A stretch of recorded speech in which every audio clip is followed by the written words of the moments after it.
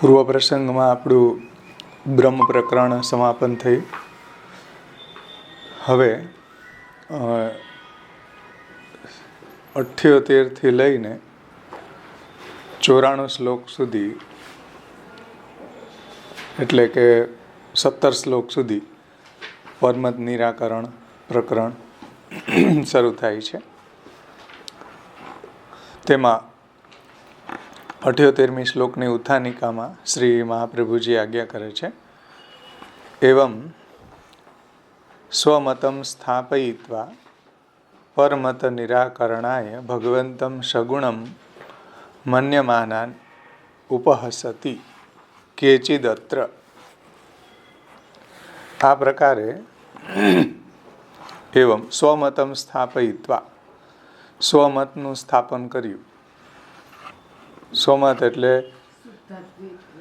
જે આપણો શુદ્ધાદ્વૈત બ્રહ્મવાદ છે, સાકાર બ્રહ્મવાદ છે, એમાં જળ જગત એ પણ બ્રહ્માત્મક છે, બ્રહ્મ જેનું અભિનિમિત્ત ઉપાદાન કારણ છે, અને જીવ ભગવાનનો અંશ છે, ભગવાનમાંથી પ્રગટ થયો છે, અને બ્રહ્મ બધાનું મૂળ છે. એ રીતે શુદ્ધાદ્વૈત સાકાર બ્રહ્મવાદનું સ્થાપન કરીને બધા જનું તાત્પર્ય ભક્તિમાં છે એ જણાવીને હવે પરમત નિરાકરણાય, સ્વમતનું સ્થાપન કરીને પરમતનું નિરાકરણ કરવાને માટે ભગવાનને સગુણ માનનારા પુરુષોનો ઉપહાસ કરે છે. ભગવંતમ સગુણ મન્યમાનાન, એટલે ભગવાન સગુણ છે, ભગવાન તો માયાના કારણે માયા સબલ ઈશ્વર છે, આવું જે માયાવાદીઓ માને છે એનો શ્રી મહાપ્રભુજી હવે ઉપહાસ કરે છે, એની મજાક ઉડાવે છે, એનું ખંડન કરે છે.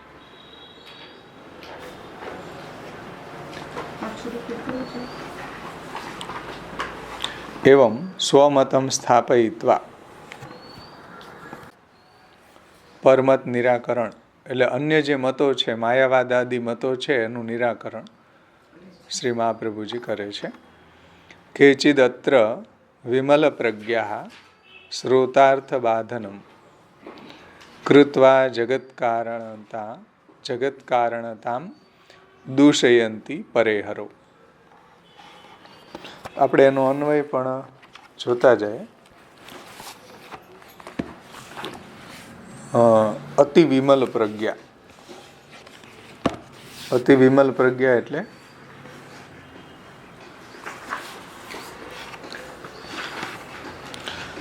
વિમલ બુદ્ધિ. અતિ પ્રજ્ઞા એટલે બુદ્ધિ, વિમલ એટલે વિમલ, ને અતિ એટલે અતિક્રાંત, શુદ્ધ બુદ્ધિવાળા. અર્થાત જેની શુદ્ધ બુદ્ધિ જતી રહી છે એવા, નિર્મલ બુદ્ધિ જતી રહી છે એવા એને વિમલ પ્રજ્ઞા કહેવાય. જેની નિર્મલ બુદ્ધિ જતી રહી છે એવા, ગુજરાતીમાં બુદ્ધિ વગરના, અતિ વિમલ પ્રજ્ઞા એટલે જેની વિમલ પ્રજ્ઞા જતી રહી છે એવા કેચિત કેટલાક કહીને મહાપ્રભુજી માયાવાદીઓને અહીંયા કહે છે. કેટલાક એટલે કોણ? માયાવાદીઓ. શ્રોતાર્થ બાધનમ, શ્રુતિનો જે અભિધા વૃત્તિ એ શ્રોતાર્થ એટલે શ્રુતિનો જે અર્થ છે, જે મૂળ અર્થ છે, જે અભિધા વૃત્તિથી જે અર્થ નીકળે છે તે અર્થ, શ્રુતિનો જે મૂળ અર્થ છે, શ્રોતાર્થમ, શ્રુતિનો જે મૂળ અર્થ છે તે બાધનમ એટલે બાધ, કૃત્વા એટલે કરીને, બાધ કરીને, શ્રોતાર્થ બાધનમ કૃત્વા એટલે શ્રુતિનો મૂળ અર્થ બાધ કરીને પરેહરો પરબ્રહ્મમાં રહેલ, પરે હરો એટલે પરબ્રહ્મમાં રહેલ જગત કારણતામ, જગતના કારણપણાને દૂષયંતી, દૂષિત કરે છે.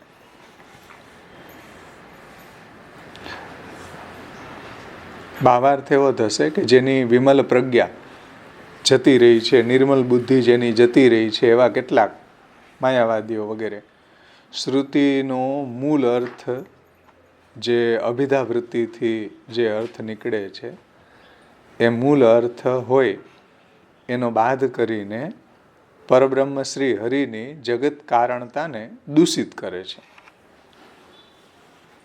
પરબ્રહ્મ શ્રી હરિની જગત કારણતાને દૂષિત કરે છે. એની આપણે ટીકા લેશું હવે બ્રજભાષામાં. જ્યાં જરૂર પડશે ત્યાં આવરણભંગ પણ લેશું. જોકે આમાં આવરણભંગના લગભગ આવરણભંગ આમાં લઈ લીધું છે.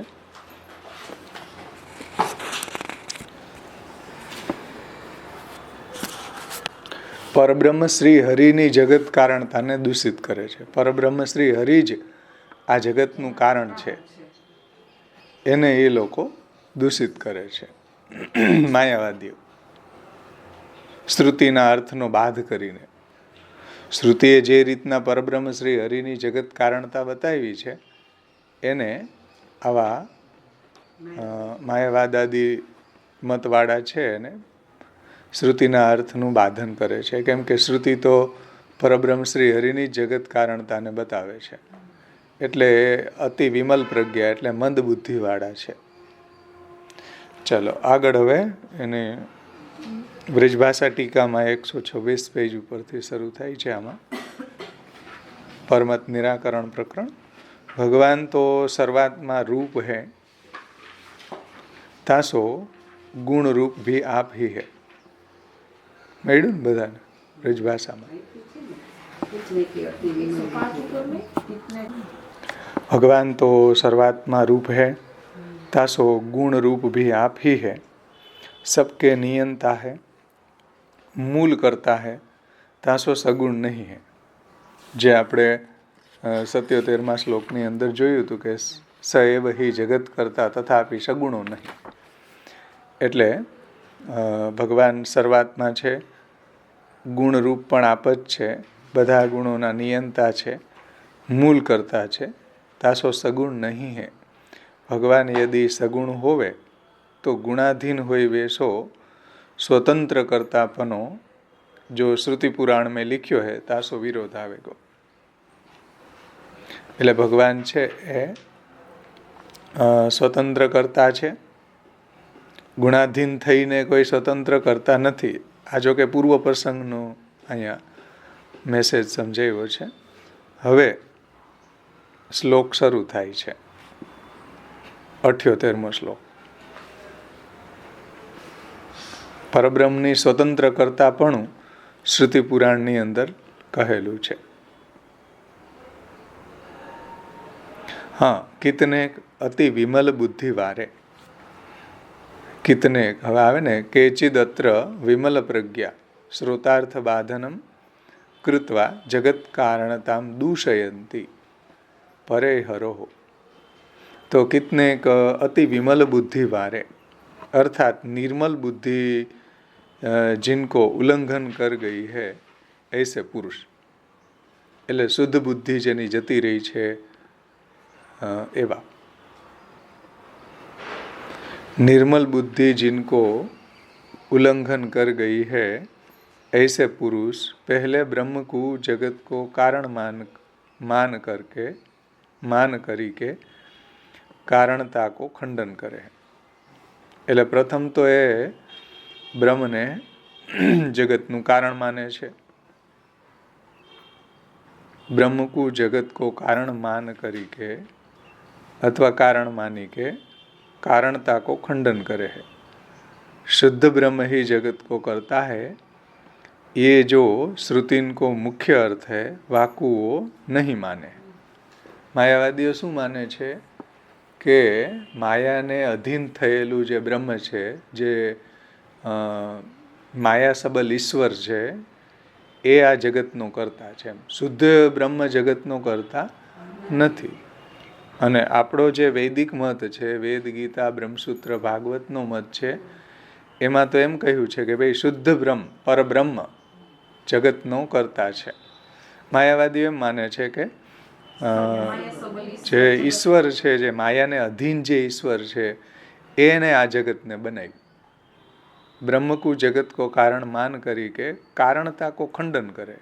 પછી કારણ જે બન્યો છે બ્રહ્મ, એ તો માયાથી બનેલો છે, બધું મિથ્યા છે. તો આવું જો માયાવાદીઓ કહી રહ્યા છે, એનો મત શ્રુતિ શાસ્ત્રથી વિરુદ્ધ છે.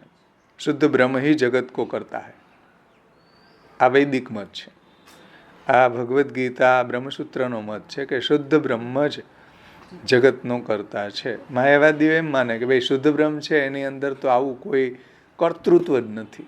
એ તો નિર્ગુણ છે, નિર્ધર્મક છે, નિરાકાર છે, નિષ્ફળ છે, અનુપાસ્ય છે. એની અંદર કર્તૃત્વ નથી. કર્તૃત્વ એક પ્રકારનો સામર્થ્ય કે એક પ્રકારનો ગુણ છે ને, જગત કર્તૃત્વ હોવું. તો એનો જે માયાવાદીઓનો જે બ્રહ્મ છે એ તો નિર્ગુણ છે, એની અંદર તો કોઈ ગુણ જ નથી તે કરતા થાય જગતનો. પરંતુ શ્રુતિ એમ કહે છે કે ભાઈ શુદ્ધ બ્રહ્મ જે છે, પરબ્રહ્મ છે, જે ભગવાન છે, એ શુદ્ધ બ્રહ્મ જ આ જગતના કરતા છે. ये जो श्रुति को मुख्य अर्थ है, ताकू मायावाद आदि नहीं माने. એને લોકો માનતા નથી.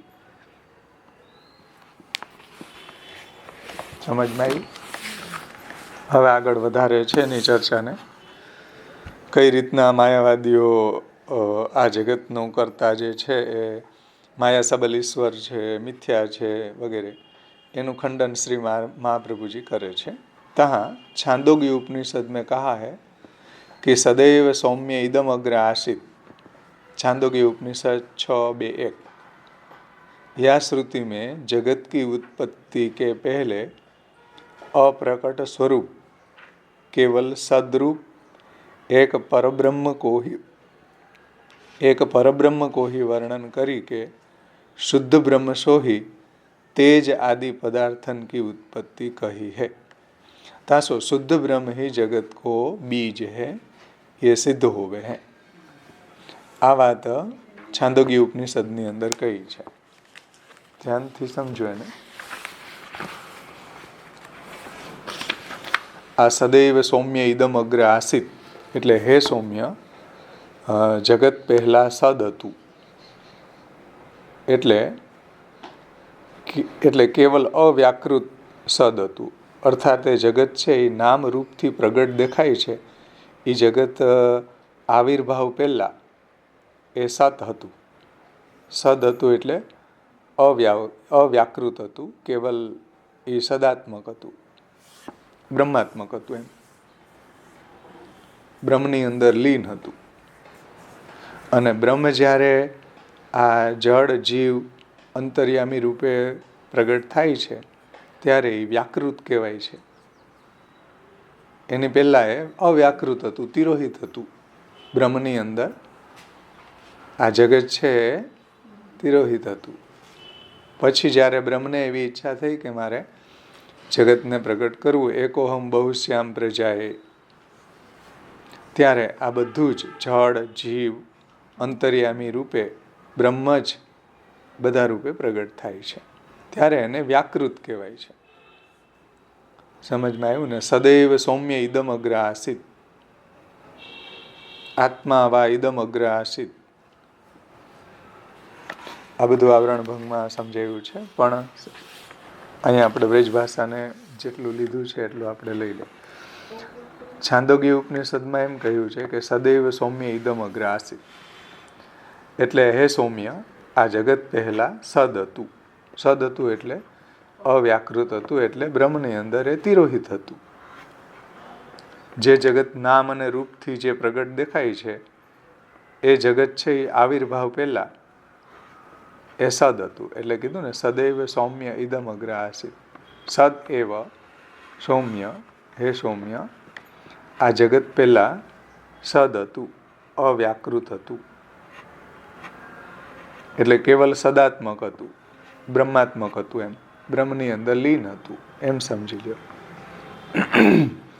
તો યા શ્રુતિ में जगत की उत्पत्ति के पहले, સમજો, જગતની ઉત્પત્તિ થઈ એની પહેલા અપ્રગટ સ્વરૂપ કેવલ સદરૂપ એક પરબ્રહ્મ કો ही વર્ણન કરી કે શુદ્ધ બ્રહ્મ સોહી, એટલે પરબ્રહ્મની અંદર એ તિરોહિત હતું, એટલે શ્રુતિ શુદ્ધ બ્રહ્મનું જ વર્ણન કરે છે.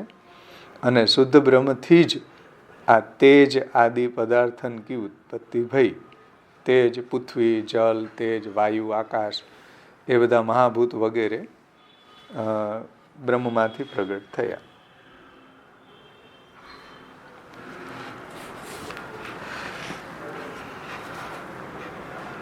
તાસો શુદ્ધ બ્રહ્મ ही જગત કો બીજ है.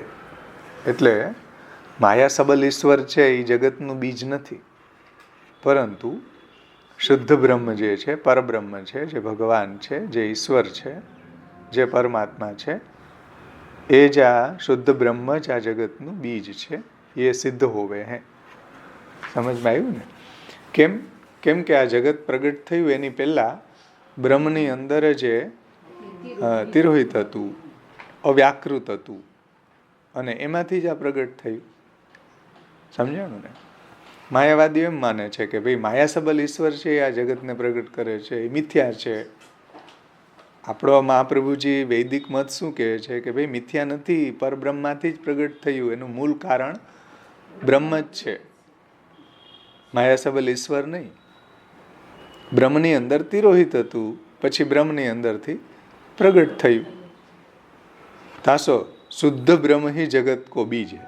માયા સબલ ઈશ્વર નહીં, શુદ્ધ બ્રહ્મ જ આ જગતનું બીજ છે, એમાંથી જ આ પ્રગટ થયું. એ સિદ્ધ હોવે હે. આ વાત અહીંયા સિદ્ધ થાય છે. ऐतरेय उपनिषद में भी परमात्मा सोही जल आदि पदार्थन के क्रम सो लोकपालादिकन की सृष्टि कही है. ऐतरेय उपनिषद છે એની અંદર પરમાત્મામાંથી જ જલ વગેરે, જલ, પૃથ્વી, આકાશ, વાયુ બધું પ્રગટ થયું, અને પછી ક્રમથી એમાં લોકપાલો પ્રગટ થયા, એટલે દેવતાઓ. તત્ત લોકનું પાલન કરનારા જે દેવતાઓ છે એ દેવતાઓની સૃષ્ટિ થઈ, લોકપાલની સૃષ્ટિ થઈ. તો લોકપાલન કી સૃષ્ટિ કહી है ऐतरेय उपनिषदમાં. ऐतरेय उपनिषदમાં શું કહ્યું? આત્મા વા ઇદમ અગ્ર આસિત. આત્મા વા ઇદમ અગ્ર આસિત. પરમાત્મામાંથી આ પૃથ્વી, જલ, વાયુ, તેજ, આકાશ ઈ પ્રગટ થયા ને એમાંથી દેવતાઓ પ્રગટ થયા, એવું કે? હા, બધું જ એમાંથી જ પ્રગટ થયું. જળ વગેરે ક્રમથી લોક અને લોકપાલની સૃષ્ટિ કહી છે. અને એના દ્વારા સમજાવવા શું માગે છે કે આત્માથી જ સર્વ સૃષ્ટિ કહી છે. હા, બ્રહ્મમાંથી જ બધી સૃષ્ટિ પ્રગટ થઈ છે. આ ऐतरेय ઉપનિષદમાં પણ એમ જ કહ્યું છે કે પરમાત્મા સોહી જલ આદિ પદાર્થન કે ક્રમશો, ક્રમપૂર્વક જલ આદિ પદાર્થો પ્રગટ થયા, અને પછી એમાં બ્રહ્મમાંથી જ લોકપાલાદિકનની સૃષ્ટિ પ્રગટ થઈ. જલાદિ પ્રગટ થયું, પછી એના દેવતાઓ પ્રગટ થયા, આ બધા લોકપાલો પ્રગટ થયા. આ બધું જ બ્રહ્મમાંથી પ્રગટ થયું છે, માયા સબલ ઈશ્વરમાંથી નહીં. જે મૂળ બ્રહ્મ છે, જે મૂળ રૂપ છે, એમાંથી જ આ બધું પ્રગટ થયું છે. પછી ત્રીજી શ્રુતિ જો, એક છાંદોગી ઉપનિષદની, પછી બીજી ऐतरेय ઉપનિષદ, પછી ત્રીજી આવે છે तैतरीय ઉપનિષદ. तैतरीय ઉપનિષદની અંદર કહ્યું છે કે બ્રહ્મવિદ આપનોતિ પરમ. तैतरीय ઉપનિષદમાં બ્રહ્મ સચ્ચિદાનંદ રૂપ હે ऐसे લક્ષણ કરી કે બ્રહ્મનું લક્ષણ આપ્યું, બ્રહ્મ સચ્ચિદાનંદ રૂપ છે. અને પછી તસ્માદ આત્માનઃ આકાશ સંભૂત, तैतरीय ઉપનિષદ. વાહી શુદ્ધ સચ્ચિદાનંદ સ્વરૂપ બ્રહ્મમેશો પરબ્રહ્મેશો આકાશ આદि સબ જગત की उत्पत्ति વર્ણન કરી है। તો તૈતરીય ઉપનિષદની અંદર પણ બ્રહ્મવિદ આપનોતિ પરમ એમ કહીને સચ્ચિદાનંદ બ્રહ્મ સચ્ચિદાનંદ રૂપ હે આવું લક્ષણ આપીને પછી તસ્માદ આત્મનઃ આકાશ સંભૂત તૈતરીય ઉપનિષદ 2:1 વાહી શુદ્ધ સચ્ચિદાનંદ રૂપ પરબ્રહ્મ સો આકાશ આદિ આદિ એટલે જલ તેજ વાયુ इत्यादि पंचमहाभूत इत्यादि आकाश आदि सब जगत की उत्पत्ति वर्णन करी है। तो तैतरीय उपनिषद में पण बधु ज उत्पत्ति ब्रह्माथी थई छे एम कह्यु छे। इन वाक्यों में माया सबलित ब्रह्म सो जगत की उत्पत्ति कहीं नहीं वर्णन करी है, कहीं नहीं वर्णन करी। બ્રહ્મમાંથી શુદ્ધ બ્રહ્મમાંથી મૂળ રૂપમાંથી જે પરબ્રહ્મ છે એમાંથી જ આ સૃષ્ટિ પ્રગટ થઈ એવું છાંદોગ્ય ઉપનિષદ, ઐતરીય ઉપનિષદ, તૈતરીય ઉપનિષદ બધા એમ જ કહે છે। કોઈ ઉપનિષદ કોઈ શ્રુતિ એવું નથી કહેતી કે માયા સબલ ઈશ્વરમાંથી આ બધું પ્રગટ થયું, મૂળ રૂપમાંથી જ બધું પ્રગટ થયું એમ જ કહી રહી છે। અને માયાવાદીઓ એમ કહે છે કે આ બધું છે માયા સબલ ઈશ્વરમાંથી જગત પ્રગટ થયું છે અને એ મિથ્યા છે, સમજો, અને આ જગત છે મિથ્યા છે। વૈદિક મત એવો છે કે ના, શુદ્ધ બ્રહ્મમાંથી બધું પ્રગટ થયું છે, બધું સત્ય છે, બ્રહ્માત્મક છે, બ્રહ્મ જ એના અભિનિમિત્ત ઉપાદાન કારણ છે। આ રીતે જે અન્ય મત છે, પરમત છે, એનું નિરાકરણ શ્રી આચાર્ય ચરણો અહીંયા કરી રહ્યા છે। જે શ્રુતિથી વિરુદ્ધ મત છે એનું ખંડન કરે છે महाप्रभु जी। तो इन वाक्यों में माया सबलित ब्रह्म सो जगत की उत्पत्ति नहीं वर्णन करी है। तासो व्यास जी ने शुद्ध परब्रह्म को ही जगत कारण कहो है। तो वेदव्यास जी ने पण ब्रह्मसूत्र में शुद्ध ब्रह्म थी ज शुद्ध ब्रह्म को ही जगत कारण कहो है। जगतनु कारण शुद्ध ब्रह्म है। तथा इन वाक्यन के समान जिन वाक्यन में आकाश प्राण आदि कंसो सृष्टि वर्णन करी है उन वाक्यन में भी आकाशास्तल्लिंगात् अतएव प्राणः ब्रह्मसूत्र प्रथम अध्याय प्रथम पादनु 22मुं सूत्र है कि आकाशास्तल्लिंगात् એટલે આકાશ એ બ્રહ્મનું વાચક કહ્યું છે। તલ્લિંગાત તો આકાશ છે જેમ વ્યાપક છે, બ્રહ્મ જેમ વ્યાપક છે, તો આકાશ વ્યાપક છે એટલે આકાશ છે એ બ્રહ્મનું વાચક કહ્યું છે।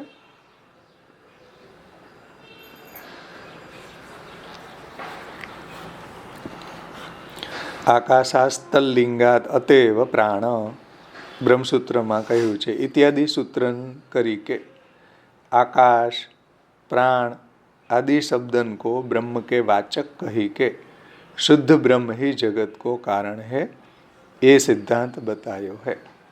भाई आकाश थी आ बधु प्रगट थयुं एवं जो वर्णन होय तो एनो मतलब शुं, एनो अर्थ शुं करवानो कि भाई आकाश ने प्राण ने ये बधा ब्रह्मना वाचक छे अने शुद्ध ब्रह्ममांथी ज सृष्टि प्रगट थई छे।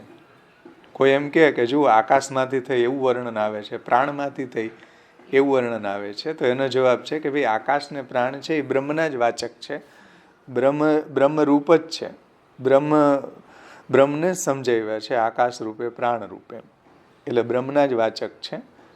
તેથી શુદ્ધ બ્રહ્મથી જ આ સૃષ્ટિ પ્રગટ થઈ છે। તો ઇત્યાદિ સૂત્ર બ્રહ્મસૂત્ર કરી કે आकाश प्राण आदि शब्दंशो ब्रह्म के वाचक कही के शुद्ध ब्रह्म ही जगत को कारण है, ये सिद्धांत जतायो। महाप्रभु जी प्रथम श्लोक ने अंदर ए बात ने समझावी कि भाई शुद्ध ब्रह्म ज आ जगत नु कारण है। समझ में आव्युं?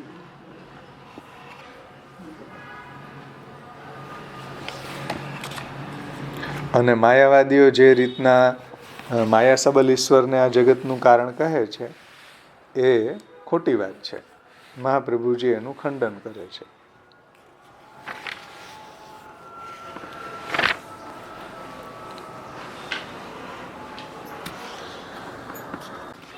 આવરણ ભંગમાં આ બ્રહ્મસૂત્રોની વિવેચના કરી છે. જુઓ 186 પેજ ઉપર આવરણ ભંગમાં લાસ્ટમાં શ્લોકના આકાશ તલ્લિંગાત બ્રહ્મસૂત્ર 1.1.21 એ સૂત્રમાં આકાશને બ્રહ્મવાચક ગણેલું છે. કેમ કે જગત ઉત્પત્તિ સ્થિતિ અને પ્રલય આદિ ભૂત આકાશ થકી થવાને સંભવ નથી. એટલે જે ભૂતાકાશ છે, પંચમહાભૂતની અંદર રહેલું જે આકાશ છે એનાથી એ થવું એ શક્ય નથી, સંભવ નથી. એમ તો અહીંયા આકાશ શબ્દ જે છે એ બ્રહ્મવાચક ગણેલું છે. કેમ કે જગતની ઉત્પત્તિ સ્થિતિ અને પ્રલય એ આકાશથી થોડી થાય, ભૂતાકાશ નહીં સમજી લેતા. એમ તો આકાશ જે છે એ બ્રહ્મવાચક છે, ભૂતાકાશ નહીં. 5 મહાભૂતમાં રહેલું આકાશ છે એ નહીં. આકાશને બ્રહ્મવાચક ગણેલું છે. કેમ કે જગતની ઉત્પત્તિ સ્થિતિ અને પ્રલય આદિ ભૂતાકાશ થકી થવાનો સંભવ નથી. એટલે ભૂતાકાશ જે છે, પંચમહાભૂત અંદર રહેલું જે આકાશ છે એનાથી કંઈ થોડું જગતની ઉત્પત્તિ સ્થિતિ અને પ્રલય થાય છે.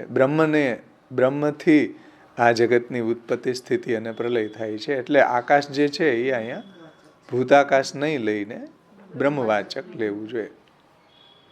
મેં શાયદ ભૂતાકાશ શબ્દ બોલી ગયો હતો પંચમહાભૂત અંતર્ગત, પરંતુ એનું તાત્પર્ય આ રીતે સમજવાનું છે. તેમજ અતએવ પ્રાણ, આ બીજું બ્રહ્મસૂત્ર 1.1.22 છે. એ સૂત્રથી પણ શ્રુતિમાં કહેલા પ્રાણ શબ્દનો વાચ્ય અર્થ બ્રહ્મ છે. સમજો, જે અહીંયા પ્રાણ શબ્દ મૂક્યો છે તો પ્રાણ બ્રહ્મનો વાચક છે. જેમ આકાશ બ્રહ્મનું વાચક છે, એટલે જેમ આકાશ શબ્દનો અર્થ બ્રહ્મ થાય છે, બ્રહ્મનું વાચક છે એટલે કે આકાશ શબ્દનો અર્થ બ્રહ્મ થાય. એવી જ રીતના પ્રાણ જે છે એ પણ બ્રહ્મવાચક છે. પ્રાણ શબ્દનો વાચ્ય અર્થ બ્રહ્મ છે. લૌકિકી રૂઢિથી આકાશ અને પ્રાણ શબ્દો ભૂતવાચક છે. એટલે લૌકિક રૂઢિ પ્રમાણે આકાશ અને પ્રાણ જે છે એ ભૂતવાચક છે. એટલે આ બધા મહાભૂતો વગેરે જે છે એની અંતર્ગત આવી રહ્યા છે. પણ અહીં જે બ્રહ્મસૂત્રમાં બાદરાયણજીએ, વેદવ્યાસજીએ જે આકાશ સ્તલ્લિંગાત કે અતએવ પ્રાણ આવા જે શબ્દો બ્રહ્મસૂત્રો કહ્યા છે, ત્યાં આકાશ શબ્દ અને પ્રાણ શબ્દ બ્રહ્મના વાચક છે, નહીં કે ભૂતવાચક, ભૂતાકાશ. તો લૌકિક રૂઢિથી આકાશ અને પ્રાણ શબ્દો ભૂતવાચક છે, તેમ આ શ્રુતિમાં નથી. લૌકિક રૂઢિમાં આપણે આકાશ ને પ્રાણ જે છે એ આ મહાભૂતની અંદર રહેલા છે બધા, એવું ત્યાં શ્રુતિનું તાત્પર્ય નથી. ત્યાં બ્રહ્મવાચક છે. તે બંનેનો બાદ કરીને કેટલાક શુદ્ધ બુદ્ધિ રહિત પુરુષો, એટલે કે જેની નિર્મલ બુદ્ધિ જતી રહી છે એવા, જે અહીંયા શરૂઆતમાં કહ્યું ને મહાપ્રભુજી, કેચિદ અત્ર વિમલ પ્રજ્ઞા, એટલે જેની શુદ્ધ બુદ્ધિ જતી રહી છે એવી વિમલ પ્રજ્ઞા. તો કેટલાક શુદ્ધ બુદ્ધિ રહિત પુરુષો શ્રુતિ અને સૂત્રના અર્થનો બાધ કરીને, જુઓ શ્લોકમાં આવ્યું ને, શ્રોતાર્થ બાધનમ કૃત્વા, શ્રુતિ અને સૂત્ર એટલે બ્રહ્મસૂત્રના અર્થનો બાધ કરીને શુદ્ધ બ્રહ્મના કારણત્વને દૂષિત કરે. જે આ જગતનું કારણ શુદ્ધ બ્રહ્મ છે, જે સાક્ષાત પરબ્રહ્મ છે, જે મૂળ રૂપ છે, એને દૂષિત કરે છે. સૂત્ર અને શ્રુતિના અર્થનો બાધ કરીને શુદ્ધ બ્રહ્મના કારણત્વને દૂષિત કરે છે. દૂષયંતી માયાવાદીઓ એમ કહે છે કે માયા સબલ ઈશ્વર છે એ આ જગતનું કારણ છે, જે શ્રુતિ અને સૂત્રના અર્થથી વિરોધ આવે છે. માયાવાદીઓ જે છે એનો એ જે અર્થ કરી રહ્યા છે શ્રુતિ અને બ્રહ્મસૂત્રથી ઓપોઝિટ વાત કરે છે, એનો બાદ કરે છે. હકીકત તો શુદ્ધ બ્રહ્મ જ આ જગતનું કારણ છે. આ રીતે શ્રી મહાપ્રભુજીએ શુદ્ધ બ્રહ્મ જે છે જગતનું કારણ છે એ સમજાવ્યું. હવે આગળ જુઓ. તર્હિ કિમ કારણમ ઇતિ આશંકાયામ આહ અનાદ્ય વિદ્યયા ઇતિ. આગળના શ્લોકની ઉત્થાનિકામાં શ્રી મહાપ્રભુજી સમજાવે છે કે તર્હિ કિમ કારણમ, એટલે માયાવાદીઓ જે છે એ જગત બનાવનાર કોને ગણાવે છે? શુદ્ધ બ્રહ્મને નથી માનતા તો કોને માને છે? તર્હિ કિમ કારણમ, એટલે આ જગતનું કારણ કોણ છે? માયાવાદીઓ આ જગત બનાવનાર કોને કારણ માને છે? આવી શંકાને ઇતિ આશંક્યામ આહ અનાદ્ય અવિદ્યયા ઇતિ. આ શંકાને દૂર કરવા માટે આગળનો શ્લોક આવે છે. અનાદિ અવિદ્યાબદ્ધમ બ્રહ્મ તત્કિલ કારણમ.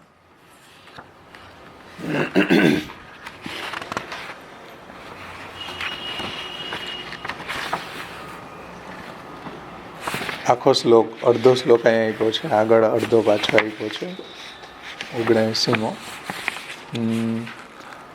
અનાદ્ય અવિદ્યયાબદ્ધમ બ્રહ્મ તત્કિલ કારણમ સ્વવિદ્યયા સંસરતિ મુક્તિમ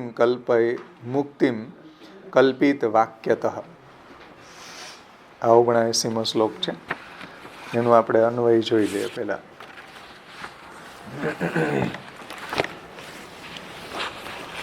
માયાવાદીઓ કોને કારણ માને છે એને સમજાવે છે. જુઓ, હવે આ મત આપણો નથી. માયાવાદીઓ પરમત છે. માયાવાદીઓ કોને કારણ માને છે એને શ્રી મહાપ્રભુજી 79મા શ્લોકમાં જણાવે છે કે માયાવાદીઓનું મત શું, પહેલા સમજી લ્યો. કે અનાદ્ય અવિદ્યયા બધ્ધમ બ્રહ્મ તત્કિલ કારણમ સ્વાવિદ્યયા સંસરતિ મુક્તિમ કલ્પિત વાક્યતઃ. એટલે અનાદિ અવિદ્યયા, અનાદિ અને અવિદ્યા વડે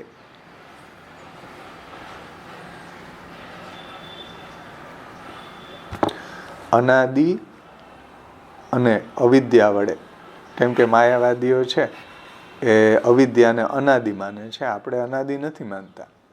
માયા ભગવાનની શક્તિ છે. એ લોકો 6 તત્વોને અનાદિ માને છે, જે આપણે પાછળ જોઈ ગયા ને. 6 તત્વોને એ લોકો અનાદિ માને. એમાં માયાને અનાદિ માને છે. આપણે અનાદિ નથી માનતા. આપણે તો ભગવાનની શક્તિ માનીએ છીએ. માયા છે ભગવાનની ઘણી બધી શક્તિઓ, 12 શક્તિઓ છે ને. શ્રી ગિરા કાંત્યા ઈલા ઉર્જા રી વિદ્યા અવિદ્યા માયા પુષ્ટિ વગેરે. તો એ લોકો અવિદ્યાને અનાદિ માને છે, સમજો. આપણે એને સાદી માનીએ છીએ, એ લોકો એને અનાદિ માને છે. તો માયાવાદીઓનો મત શું છે એ સમજો. કે અનાદિ અવિદ્યયા, અનાદિ અને અવિદ્યા વડે બદ્ધ એટલે બંધાયેલ, બ્રહ્મ એટલે બ્રહ્મ ચૈતન્ય, કાઉન્સમાં લખી લેજો, બ્રહ્મ એટલે ચૈતન્ય. એ લોકો માયા સબલ ઈશ્વરને કઈ રીતે ગણાવે છે, કઈ રીતે એને ડિફાઇન કરે છે? કે જે માયા સબલ ઈશ્વર છે એ તો અનાદિ અવિદ્યાથી બંધાયેલો બ્રહ્મ ચૈતન્ય. તત કિલ કારણમ, તત એટલે તે, કિલ એટલે નિશ્ચય, કારણમ જગતનું કારણ છે. જગતનું કારણ માયાવાદીઓ કોને માને છે? અનાદિ અને અવિદ્યા વડે બંધાયેલ બ્રહ્મ જગતનું કારણ છે. અનાદિ એટલે હું અજ્ઞાન છું એવો અનુભવ કરાવે છે. જો બ્રહ્મને એવી માયા એની ઉપર હાવી થઈ ગઈ એટલે એને એવું અજ્ઞાન પેદા થઈ ગયું. જીવને તો અજ્ઞાન છે, બ્રહ્મને તો જીવ કરતાંય મોટું અજ્ઞાન છે. તો અનાદિ અવિદ્યા વડે બંધાયેલ બ્રહ્મ જગતનું કારણ છે. અનાદ્ય અવિદ્યા બદ્ધમ બ્રહ્મ તત્કિલ કારણમ. એ આપણે પૂર્વાર્ધનો અર્થ જોયો કે અનાદિ અને અવિદ્યા વડે બંધાયેલો બ્રહ્મ જે ચૈતન્ય છે તે તત્કિલ કારણમ, તે નિશ્ચય જગતનું કારણ છે. જેને માયા સબલ ઈશ્વર એ લોકો કહે છે. માયા સબલ ઈશ્વર, માયાથી બંધાયેલો, અનાદિ અવિદ્યાથી બંધાયેલો જે બ્રહ્મ છે, જે ઈશ્વર છે, એ આ જગતનું કારણ છે. અને સ્વાવિદ્યા સંસરતી મુક્તિ કલ્પિત વાક્યતઃ. સ્વાવિદ્યા એટલે ચૈતન્ય માત્રમાં રહેલી અવિદ્યાથી સંસરતી. સ્વાવિદ્યા તો ચૈતન્ય માત્રમાં રહેલી અવિદ્યાથી સંસરતી એટલે સંસાર થાય છે.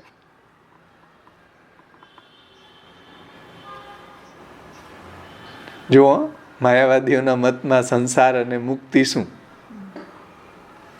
માયા સબલ ઈશ્વર છે એ આ જગતનું કારણ છે એવું માને છે.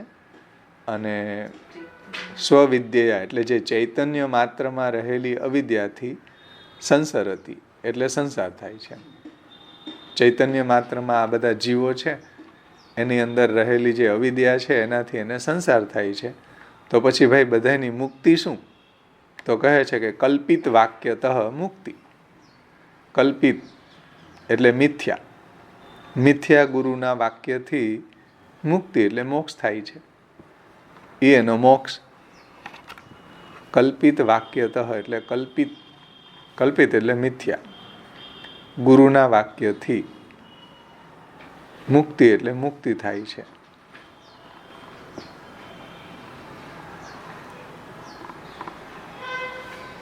કેમ કે મિથ્યા જગતમાં રહેલ ગુરુ જે છે એ મિથ્યા જગતમાં જ રહેલો છે.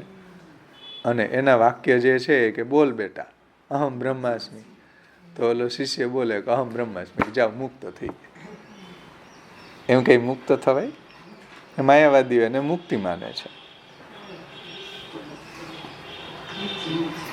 ફરીથી એનો ભાવાર્થ જોઈ લે કે અનાદિ અને અવિદ્યા વડે બંધાયેલ બ્રહ્મ જગતનું કારણ છે એવું માયાવાદી માને છે. હવે માયાવાદીઓના મતમાં બંધન અને મુક્તિ શું છે? તો કહે છે કે સ્વાવિદ્યા સંસરતી મુક્તિ કલ્પિત વાક્યતઃ. અને ચૈતન્યમાં રહેલી જે અવિદ્યા છે એનાથી સંસાર થાય છે. અને મિથ્યા ગુરુના વાક્યથી, આ મિથ્યા જગતમાં રહેલ કલ્પિત ગુરુના વાક્યથી એને મોક્ષ થાય છે. આવું એ લોકો માને છે. સમજાણું? શ્લોકનો અર્થ. તો આપણે આગળ વધીએ.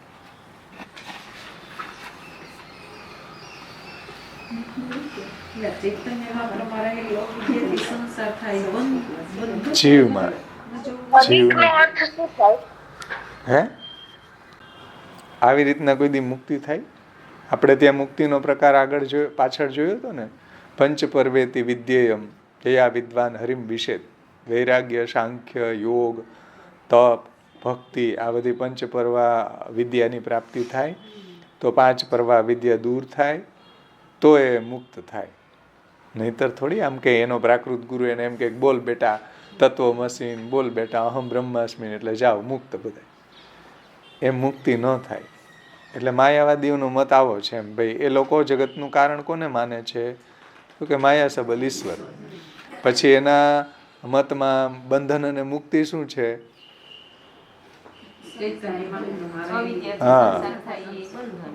હા, ચૈતન્યમાં રહેલી જે અવિદ્યા છે એનાથી એને સંસાર થાય છે.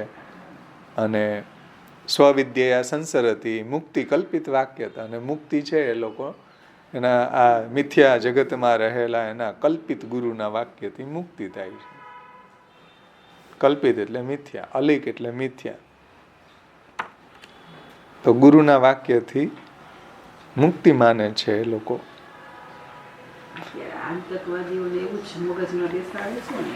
હે બ્રજ ભાષામાં આપણે શ્રી મહાપ્રભુજીએ જે પ્રકાશ અને સાથે સાથે આવરણ ભંગ આમાં લીધેલું છે, શ્રી ગોકુલદાસ મુખ્યા એને જે ટીકા સંકલન કરી છે બ્રજભાષામાં એને આપણે લઈશું.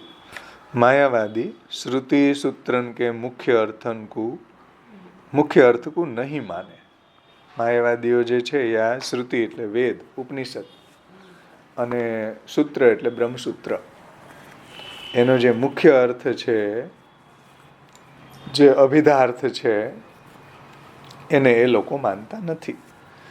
યાકો બાધ કરી કે એટલે શ્રુતિ અને સૂત્રના અર્થનો બાદ કરીને મિથ્યા વાક્ય મિથ્યા યુક્તિ કરી કે બ્રહ્મ કે જગત કરતા પણ એમે દોષ લગાવે. એટલે મિથ્યા યુક્તિ ને મિથ્યા વાક્યો એવા એ કહીને બ્રહ્મ જગતના કરતા છે એની અંદર એ દોષ લગાવે હે. પરબ્રહ્મ કો કારણ નહીં માને. જે પરબ્રહ્મ છે, જે મૂળ રૂપ છે, એને આ જગતનું કારણ એ લોકો નથી માનતા. તો પછી કોને કારણ માને છે? કિમ કારણમ ઉત્થાનિકામાં હતું ને, તરહી કિમ કારણ તબ વે લોગ જગત બનાવે વારો કોણ કુ માને હે? परब्रह्म को नहीं माने हैं तो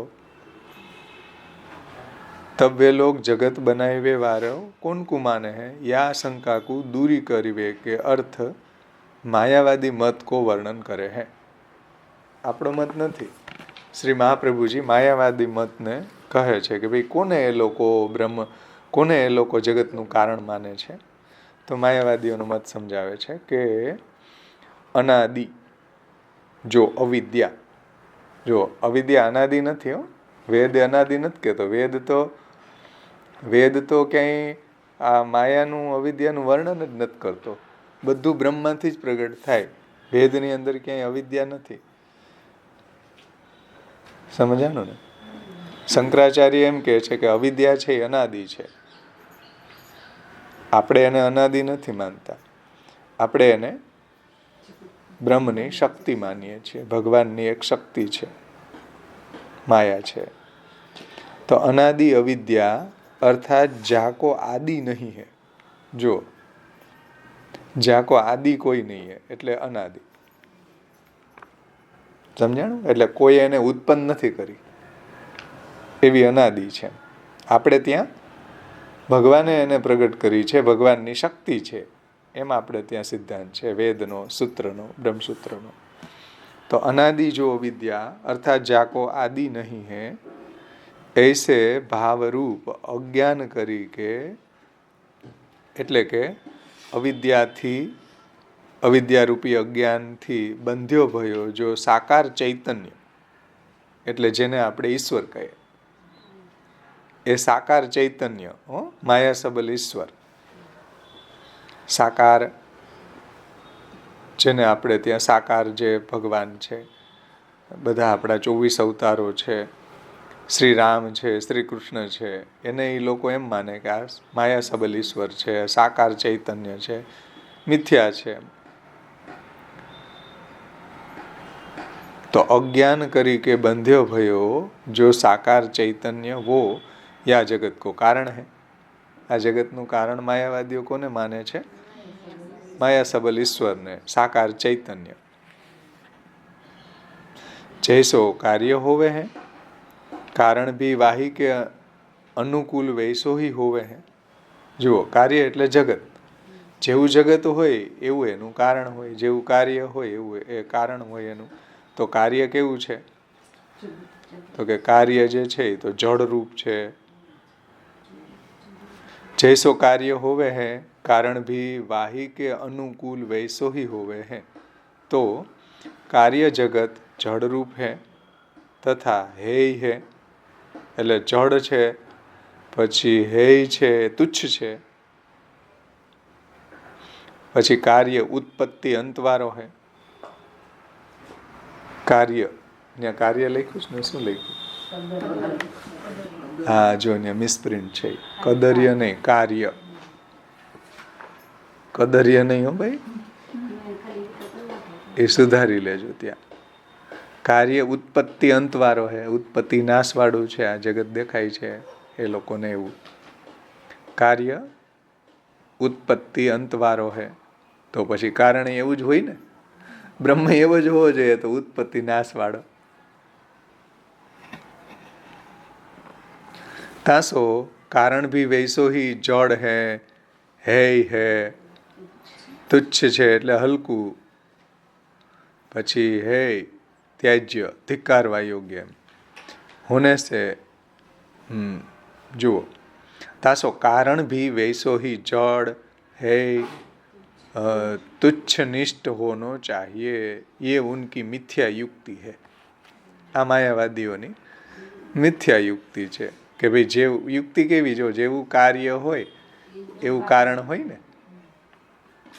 સમજો, જેવું કાર્ય છે તો કાર્ય તો ઉત્પત્તિ ને નાશ વાળું છે, જડ છે, તુચ્છ છે, હેય છે ને, સુખ દુઃખ વાળું છે. કાર્ય તો જગત તો એવું છે તો કારણ પણ એવું હશે, ઉત્પત્તિ નાશ વાળું ને હે ને તુચ્છ ને. તો આવી યુક્તિ આપે છે. એટલે આપણે પ્રમેય રત્ન સંગ્રહમાં જોયું હતું ને કે ભાઈ પિતા હોય એના ગુણ પુત્રમાં આવે, પુત્રના ગુણ પિતામાં ન જાય, કારણના ગુણ કાર્યમાં આવે, કાર્યના ગુણ કઈ કારણમાં ન જાય. જુઓ આ રહસ્ય સમજો. માયાવાદીઓનો મત પહેલા સમજો કે માયાવાદીઓનું શું કહે છે. પાછો ફરીથી સેન્ટ્રલ આઈડિયા જુઓ કે અવિદ્યાને માયાવાદીઓ અનાદિ માને છે અને એ અજ્ઞાન રૂપ છે, અને અવિદ્યાને લીધે ચિદરૂપ જીવ જે સાકાર ચૈતન્ય છે ને એ પોતાના અજ્ઞાની માની બેઠે છે. અવિદ્યા એની ઉપર હાવી થઈ જાય છે. સમજો, આ સાકાર જે સ્વરૂપ છે જેને આપણે ઈશ્વર કહીએ એને એ લોકો સાકાર ચૈતન્ય કહે છે, ને એની ઉપર અવિદ્યા હાવી થઈ જાય એટલે બિચારો અજ્ઞાની બની જાય, બિચારો માયકાંગલો બની જાય. એટલે પોતાને અજ્ઞાની માનવા લાગી જાય કે હું અજ્ઞ છું, એવો અનુભવ કરાવનાર અવિદ્યા છે, અને એને એમ લાગે કે હું અજ્ઞ છું. અને અવિદ્યા બંધન કરનારી હોવાના ભાવરૂપ છે, અવિદ્યા બંધન કરનારી છે. પછી અવિદ્યામાં જે અહમ એવા અભિમાન રૂપ આભાસથી બંધાયેલ જે ચૈતન્ય એ આ જગતનું કારણ છે, જે માયા સબલ ઈશ્વર, અને તે સાકાર છે. સમજો, આપણો શુદ્ધાદ્વૈત સાકાર બ્રહ્મવાદ જે છે એમાં તો આપણે પરબ્રહ્મ છે ને સાકાર માનીએ છીએ. એ લોકો પરબ્રહ્મ એનો જે બ્રહ્મ છે માયાવાદીઓનો એ નિર્ગુણ છે, નિર્ધર્મક છે, એને કોઈ આકાર જ નથી, કોઈ ગુણ નથી, કોઈ રંગ નથી, કોઈ રૂપ નથી, એ ઉપાસ્ય નથી, એ ફલરૂપ નથી, અનુપાસ્ય છે, અફલ છે, એવું એ માને છે. એ શ્રુતિ વિરુદ્ધ વાત છે. તો માયાવાદનો મત આપણે સમજતા હોઈએ તો આપણે એનું કઈ રીતના મહાપ્રભુજીએ ખંડન કર્યું એ સમજી શકીએ ને. માયાવાદના મતનું જ જ્ઞાન ન હોય તો ખંડનનું કેમ સમજમાં આવે, તો પરમત નિરાકરણ સમજમાં કેમ આવે.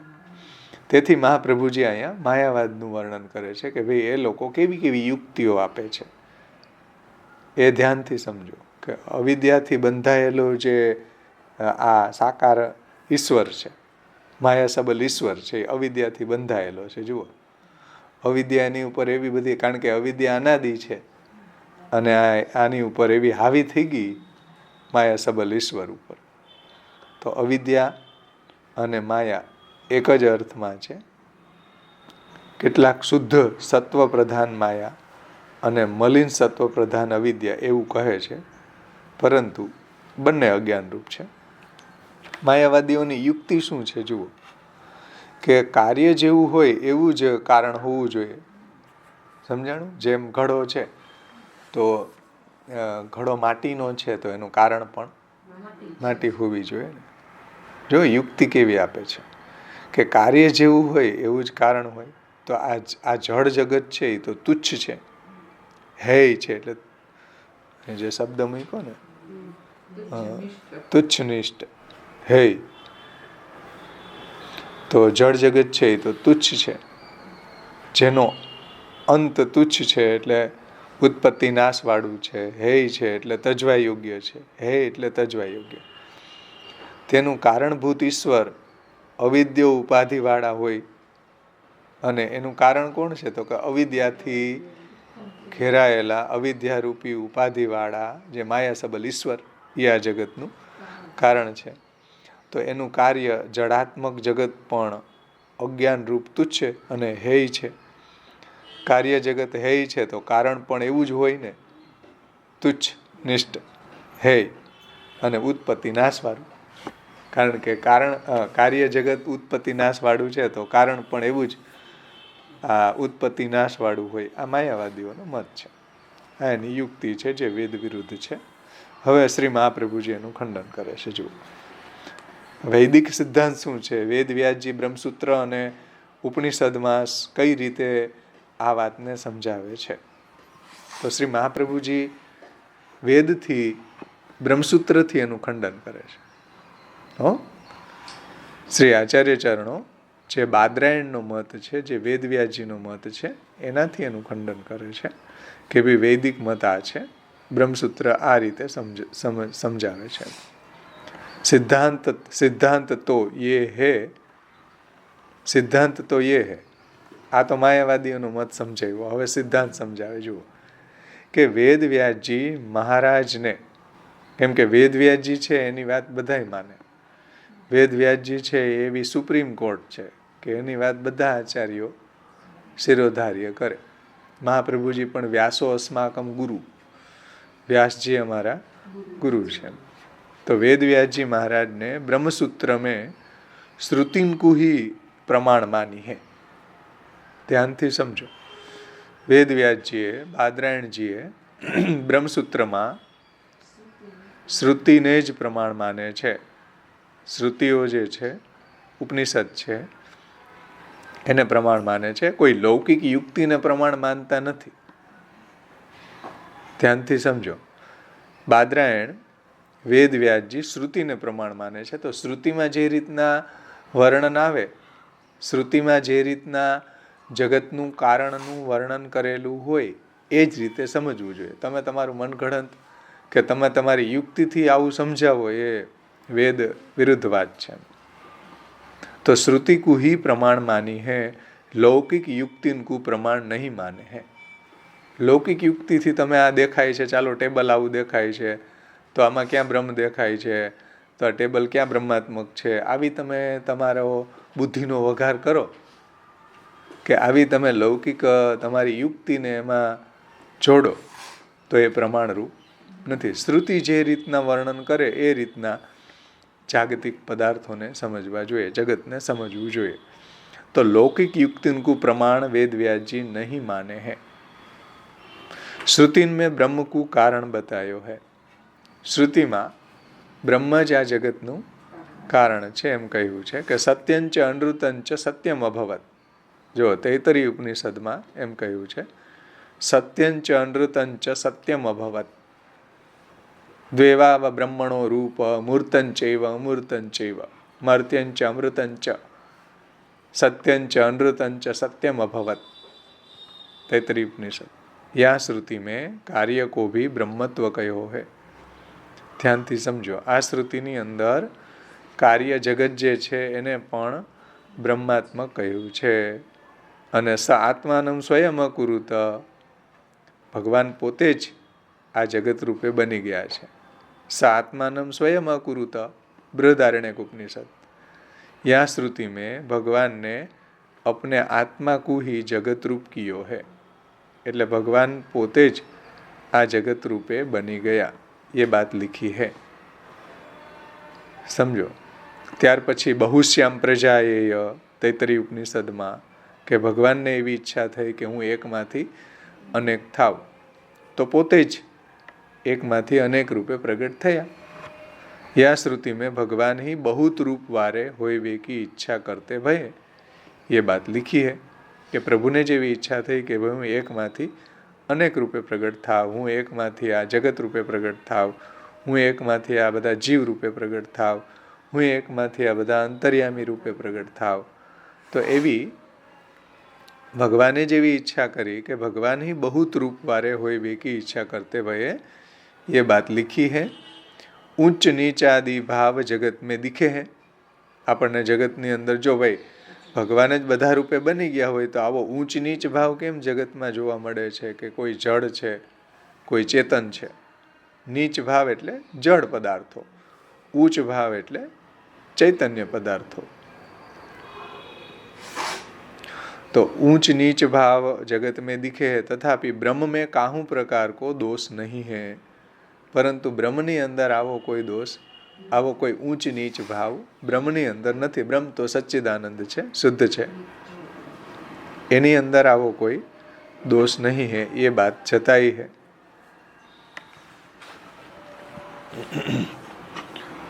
બધી શ્રુતિઓ સમજમાં આવી ને. એમાં ફરીથી જુઓ, સત્યંચ અનૃતંચ સત્યમ અભવત સ આત્માનમ સ્વયં અકુરુત. પછી એકોહમ બહુશ્યામ પ્રજાએ. આ 3 શ્રુતિ અહીંયા સમજાય. સ્વતઃ પ્રમાણરૂપ એવા શ્રુતિ વાક્યો જ પરબ્રહ્મ જ જગતનું કારણ કહે છે. અને કાર્યરૂપ જગત છે એ પણ બ્રહ્માત્મક જ છે. જો કારણ છે એ બ્રહ્મ છે તો કાર્ય પણ બ્રહ્માત્મક જ છે. હવે જુઓ, સત્યંચ અનૃતંચ સત્યમ અભવત એનો અર્થ સમજો. સત્ય છે હેય નથી, એ તુચ્છ નથી, હેય નથી, તુચ્છ નથી. તેથી આને બહુ સરસ રીતે આવરણ ભંગમાં સમજાવ્યું છે. જો આ શ્રુતિ સમજવી ખૂબ જરૂરી છે. સત્યંચ અનૃતંચ સત્યમ અભવત.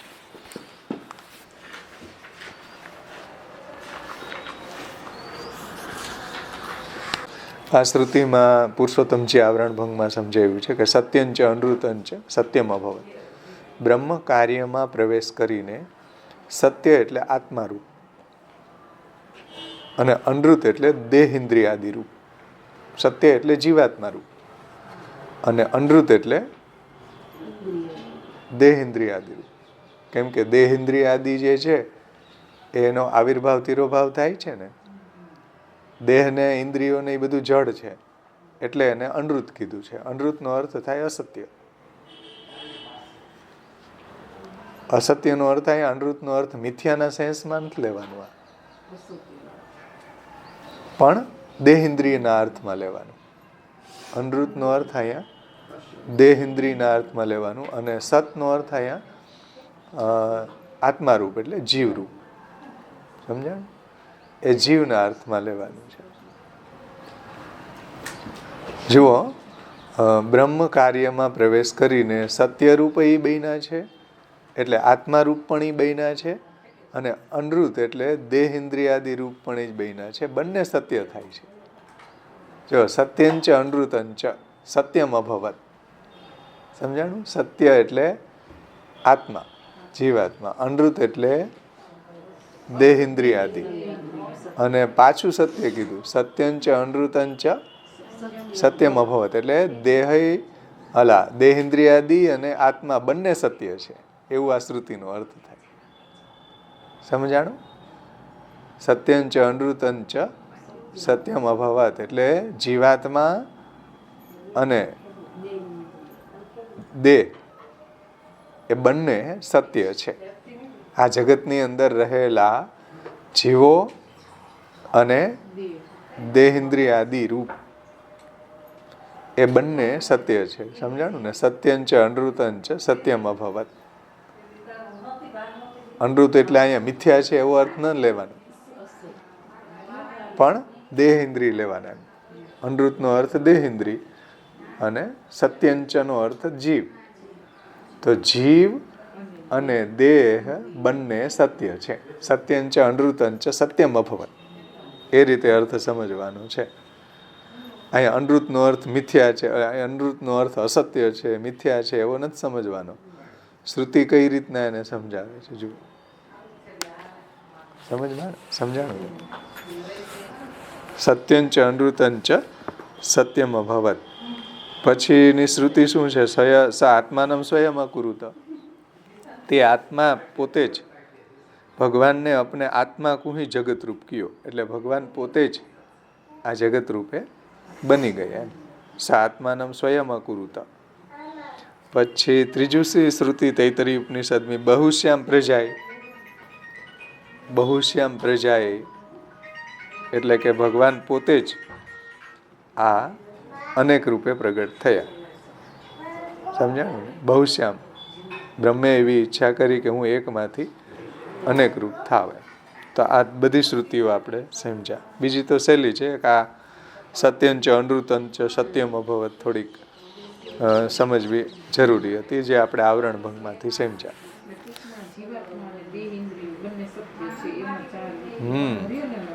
બ્રહ્માત્મક છે, બંને બ્રહ્માથી પ્રગટ થયેલું છે. દેહ એટલે આ જડ અને જીવ, આત્મા એટલે જીવ, બે બ્રહ્માથી પ્રગટ થયા છે અને બે સત્ય છે. કોઈ મિથ્યા નથી. જગત એ મિથ્યા નથી ને જીવે મિથ્યા નથી ભાઈ. એ રહસ્ય અહીંયા સમજાયું છે.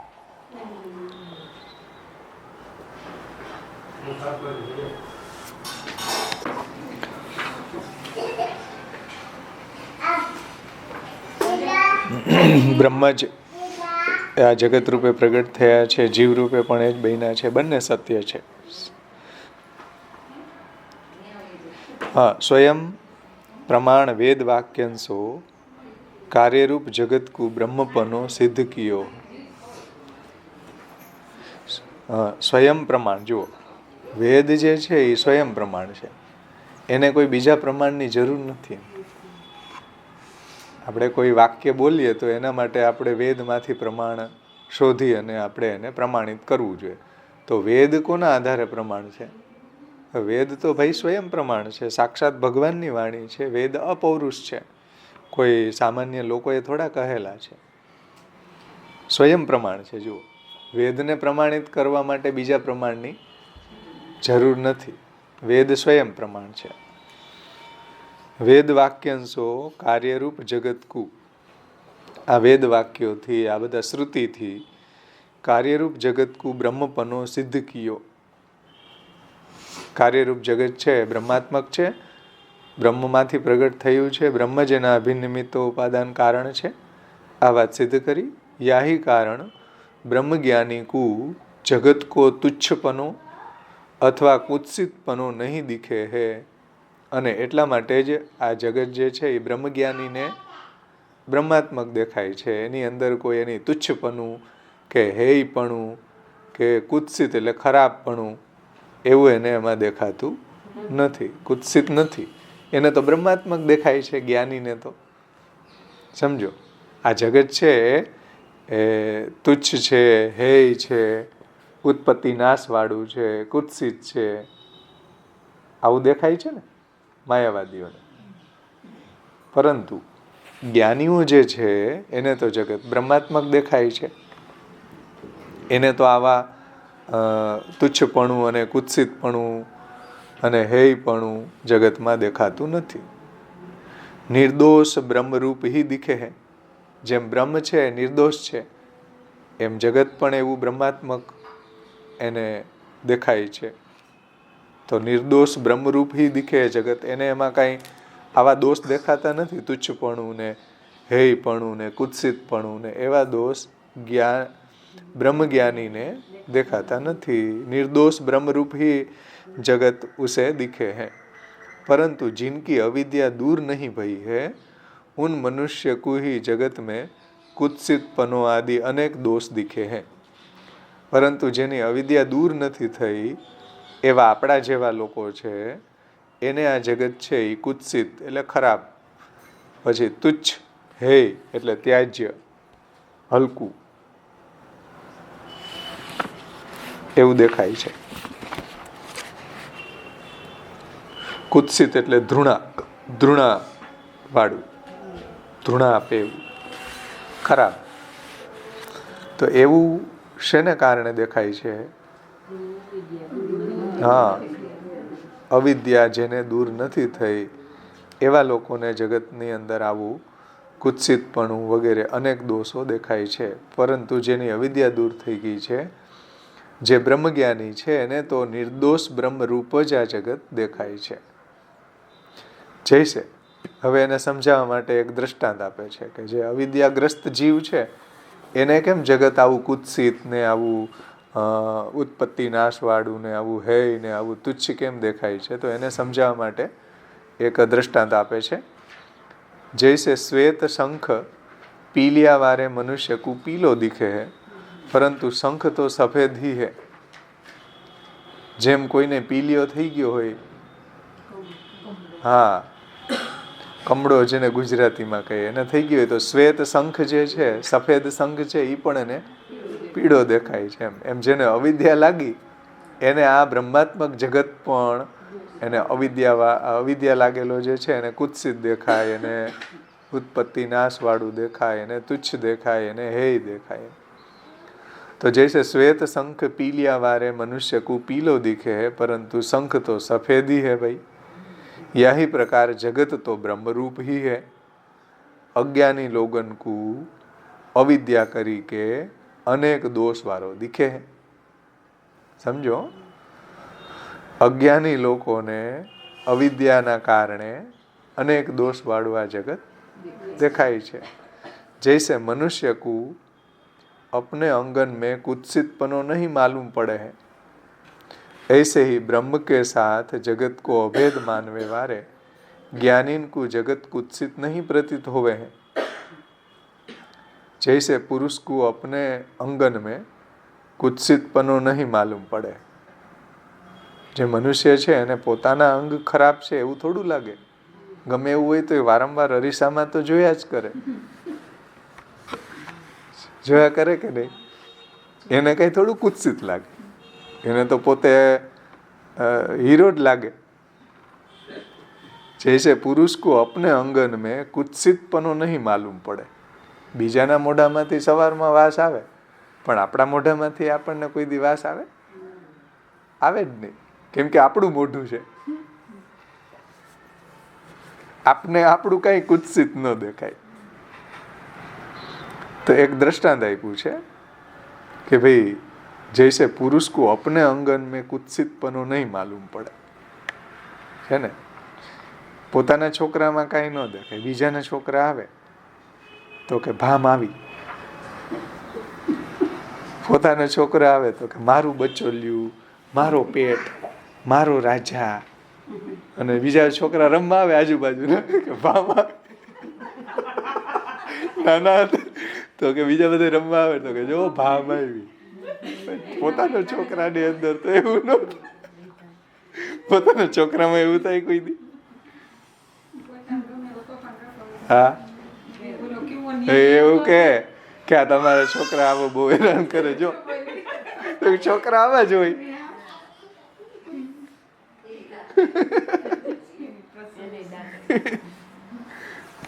છે ને શું तात्पर्य यही है कि जैसे पुरुष को अपने अंगन में कुत्सितपनो नहीं मालूम पड़े है, પોતાના અંગમાં તો એને ખરાબપણું ક્યારેય દેખાતું નથી. ऐसे ही ब्रह्म के साथ जगत को अभेद मानवे वारे, એટલે જે જ્ઞાનીઓ છે જે બ્રહ્મની સાથે આ જગતનો અભેદ માને છે, જગતને બ્રહ્માત્મક માને છે, એને ઉસ જ્ઞાની કો જગત કુત્સિત નહીં પ્રતીત હોવે. એને જગત છે આવું ખરાબ, આવું ઉત્પત્તિ નાશવાળું દેખાતું નથી. એને તો જગત બ્રહ્માત્મક જ દેખાય છે. એને તો જગત નિર્દુષ્ટ દેખાય છે, બ્રહ્માત્મક દેખાય છે. हाँ, जहाँ भेद है तहाँ ही कुत्सितत्वादि दोष प्रतीत होवे. એટલે જ્યાં ભેદ છે ત્યાં જ એને આવું કુત્સિત કે ખરાબ છે, આ હેય છે, આ ત્યાજ્ય છે એવું એને લાગે. ભેદ ને કારણે છે ને. મારો છોકરો ન હોય, ગામના છોકરા, પાડોશીના છોકરા આવે તો ભામ આવી એવું લાગે, તો કુત્સિતપણું લાગે. સમજો, જ્યાં ભેદ હે તહાં હી કુત્સિત આદિ દોષ હોવે. જ્યાં અભેદ હોય, જ્યાં આપણો છોકરો હોય તો એવું ન લાગે, તો મારું બચોલ્યું લાગે. અને પાડોશીના છોકરા આવે તો ભામ લાગે. સમજાણું ને? તો જ્યાં ભેદ है तहाँ ही कुत्सित तत्वादि दोष प्रतीत होवे हैं. जगत को यदि कुत्सित मानोगे तो छांदोग्य उपनिषद में तथा भगवत गीता जी में बीजम माम सर्वभूता नाम, ભગવદ્ ગીતામાં ભગવાન જ કહે છે કે ભાઈ બધાનું બીજ હું છું, સર્વ પ્રાણી માત્રનું બીજ હું છું. તો કુત્સિત કેમ થઈ ગયું?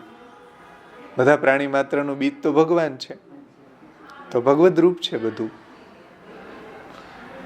जो जगत को यदि कुत्सित मानोगे तो छांदोग्य उपनिषद में तथा गीता जी में बीजम माम सर्वभूतानाम, भगवत गीता 7वां अध्याय 10वां श्लोक, या श्लोक में बीजन की ब्रह्म रूपता लिखी है.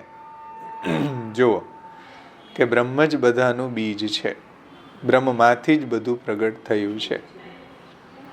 તો બીજ રૂપતા ભગવાનની બતાવી છે, ब्रह्म रूपता लिखी है, बीजन की ब्रह्म रूपता लिखी है. सो नहीं बन सकेगी. જો તમે આ જગતને આવું કુત્સિત માનશો, ઉત્પત્તિ નાશવાળું માનશો, હેય માનશો, ત્યાજ્ય માનશો, તુચ્છ માનશો, તો પછી ભગવદ્ ગીતામાં અને છાંદોગ્ય ઉપનિષદમાં આ જગતનું બીજ, સર્વ પ્રાણી માત્રનું બીજ ભગવાન છે એ નહીં બની શકે. તો આ વાક્ય, આ ભગવાનના વાક્યો પછી કેવી રીતના સિદ્ધ કરશો? बीजम माम सर्वभूतानाम, तो बीज की ब्रह्मरूपता लिखी है, सो नहीं बन सकेगी जो जगत को तुम कुत्सित मानोगे, કે જગતને તમે ઉત્પત્તિ નાશવાળું માનશો, કે હે માનશો, કે જડ માનશો. क्योंकि जगत रूपी वृक्ष को यदि कुत्सित तुच्छ मानोगे तो जीवज, अंडज तथा अन्नमय बीज की मल तुल्यता भी कह सकेंगे, तो ब्रह्मपनो नहीं होएगा. ध्यान थी समझो. क्योंकि जगत रूप वृक्ष को यदि कुत्सित तुच्छ मानोगे तो आमा जे जगतनी अंदर रहेला जीवज, बधी जीव सृष्टि, પછી અંડજ એટલે અંડજ સૃષ્ટિ છે, ઈંડામાંથી જે થાય અન્નમય, જે અન્નમાંથી પુરુષ પ્રગટ થાય, અન્નમાંથી વીર્ય, વીર્યમાંથી પુરુષ, તો अन्नमय बीज की मल तुल्यता भी कह सकेंगे. है ઓરજ એ આવ્યું ને, જીવજ, અંડજ, ઉદ્બીજ, 4 પ્રકારની સૃષ્ટિ ભાગવતમાં આવે ને. અંડજ, ઓરજ એટલે મનુષ્યો, અને અંડજ, ઓરજ, સ્વેદજ, અને ઉદ્બીજ, ઉદ્બીજ એટલે આ વૃક્ષો વગેરે, બીજમાંથી જે સૃષ્ટિ થાય છે. તો તાત્પર્ય છે બધા પ્રકારની સૃષ્ટિ, એ બધાનું બીજ કોણ છે ભાઈ? બીજમામ સર્વભૂતાનામ, એ બધાનું બીજ તો ભગવાન છે. અને જો તમે એને કુત્સિત માનશો, જો તમે એને તુચ્છ માનો, હેય માનો, તો પછી ભગવદ્ ગીતામાં જે કહ્યું છે કે બીજમામ સર્વભૂતાનામ, એનો વિરોધ આવશે.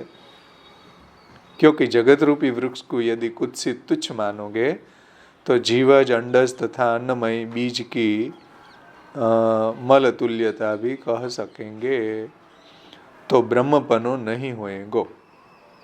अर्थात जगत रूप वृक्ष को तुच्छ मानोगे तो जगत को बीज ब्रह्म भी तुच्छ भयो. समझो, जगतने जो તમે તુચ્છ માનશો, ઉત્પત્તિ નાશ વાળું માનશો, કે હે માનો, તો એનું જે બીજ બ્રહ્મ છે એને પણ એવું તુચ્છ માનવું પડશે. તબ તો બ્રહ્મ જ્ઞાન હોઈવે કે અર્થ पंचाग्नि विद्या के साधक जो स्रोत यज्ञादि कर्म है तथा स्मृति के बताए जो ज्ञान होइवे के उपाय है वो वृथा हो जाएंगे. तब तो सब सन्मार्ग को नाश हो जाएगो. जो તમે જગતને આવું તુચ્છ અને કુત્સિત ને આવું ઉત્પત્તિ નાશ વાળું ને જો માનશો તો પ્રોબ્લેમ શું આવશે કે અर्थात जगत रूप वृक्ष को तुच्छ मानोगे तो जगत को जो बीज ब्रह्म भी तुच्छ भयो.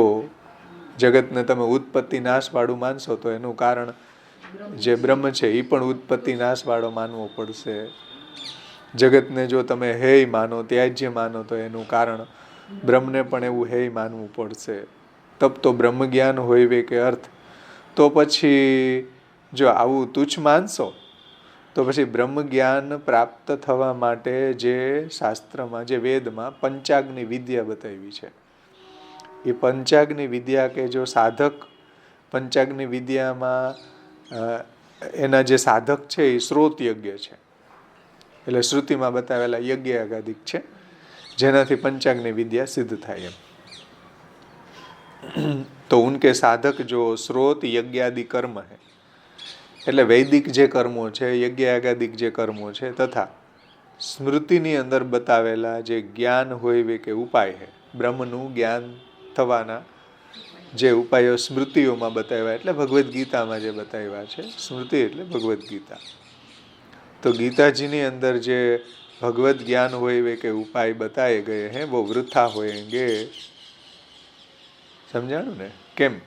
કેમ કે જો તમે જગતને તુચ્છ માનો તો એનું કારણ પણ એવું તુચ્છ છે. તો હવે તુચ્છ કારણને જાણવા માટે કાંઈ એવું શ્રુતિ અને શ્રોત યજ્ઞ અને પંચાગ્નિ વિદ્યા ને એની કઈ જરૂર પડે? સમજો, એ બધું જ વૃથા થઈ જશે. બ્રહ્મ જ્ઞાન પ્રાપ્ત થવા માટે આવા જે શાસ્ત્રમાં બતાવેલા ઉપાયો છે એ બધા જ વૃથા થઈ જશે ભાઈ. બ્રહ્મ જો એવા તુચ્છ હોય કે ઉત્પત્તિ નાશવાળા હોય કે હેય હોય કે જડ હોય કે ત્યાજ્ય હોય વગેરે વગેરે, તો પછી બ્રહ્મને જાણવા માટેના જે પંચાગ્નિ વિદ્યા છે, જે એને પંચાગ્નિ વિદ્યાને સિદ્ધ કરવાવાળા જે એના જે સાધક, જે શ્રોત યજ્ઞ આદિ કર્મ છે, જે સ્મૃતિની અંદર બતાવેલા બ્રહ્મનું જ્ઞાન થવાના જે ઉપાયો છે, એ બધા જ વૃથા થઈ જશે. ઓર તબ તો સન્માર્ગ કો નાશ હોઈ ગયો ભાઈ. ત્યારે તો આ બધો સન્માર્ગ, જે વૈદિક માર્ગ જે છે, એ બધાનો નાશ થઈ જશે. સમજમાં આવ્યું? આવરણ ભંગમાં જુઓ પુરુષોત્તમજી શું કહે છે. 189 પેજ ઉપર બીજો પેરા. વેદનું સ્વતઃ પ્રમાણત્વ. વેદાઃ શ્રી કૃષ્ણ વાક્યાની વ્યાસ સૂત્રાણી ચૈવહિ સમાધિ ભાષા વ્યાસસ્ય પ્રમાણમ તચ્ચતુષ્ટયમ ઉત્તરમ પૂર્વ સંદેહ વારકમ પરિકીર્તિતમ. વેદનું સ્વતઃ પ્રમાણત્વ પ્રતિપાદન કરેલું છે. કાર્યરૂપ જગત હોય અને બ્રહ્મનું કાર્ય છે જગતે, અને એ જો તુચ્છ હોવાથી એને વિશે જો કુત્સિતત્વ એટલે હીનતા, એવું હીન છે કે ઉત્પત્તિ નાશવાળું છે એવું તત્વ જણાય છે.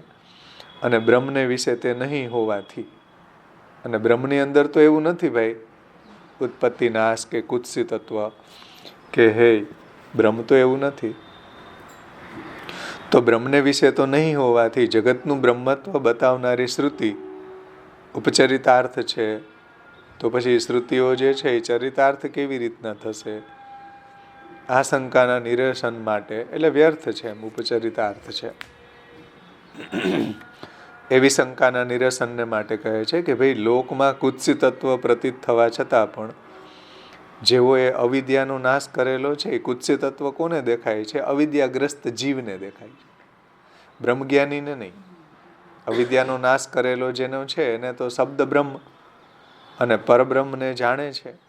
વેદને પરબ્રહ્મને જાણે છે, શબ્દ બ્રહ્મ એટલે વેદ, પરબ્રહ્મ એને જાણે છે. તેઓના હૃદયમાં જગતના કુત્સિતત્વની પ્રતીતિ થતી નથી. એને તો જગત બ્રહ્માત્મક દિશે છે.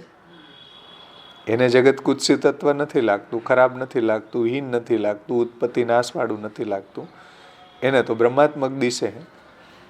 તે પ્રમાણે ભગવાને એકાદશ સ્કંદમાં કહેલું છે. ભગવાને ઉદ્ધવજીને કહ્યું કે માયા માત્ર એ ભેદનો અનુવાદ કરીને, તેનો નિષેધ કરીને મારું પ્રતિપાદન કરવાથી વેદ કૃતકૃત્ય થાય છે.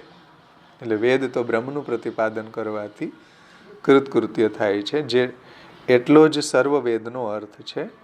તેથી સર્વવેદનું બ્રહ્મત્વ વડે સન્માન, તેથી સર્વનું બ્રહ્મત્વ વડે સમાનત્વ છે. એટલે કે જગત પણ બ્રહ્મમાંથી પ્રગટ થયેલું હોવાથી બ્રહ્માત્મક છે અને અભેદ છે. અને જગતનો બ્રહ્મની સાથે અભેદ છે ભાઈ, ભેદ નથી આપણે ત્યાં.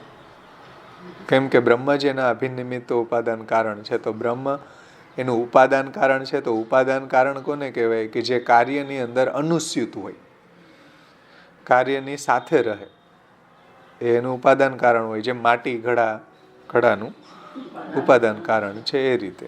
તો આ પ્રમાણે શ્રુતિ તાત્પર્ય જાણનારા જે બ્રહ્મવિદ છે, જે બ્રહ્મને જાણનારા છે, એવા પુરુષોને તો જગત બ્રહ્માત્મક જ પ્રતીત થાય છે. જેમ કમળાવાળાને પિત્ત પ્રતીતિ થાય છે, બધું પીળું દેખાય, સફેદ શંખ પણ એને પીળો દેખાય છે. એમ અવિદ્યાવાળાને આ જગત છે એ કુત્સિત તત્વ, ઉત્પત્તિનાશ, હેય એવું દેખાય છે.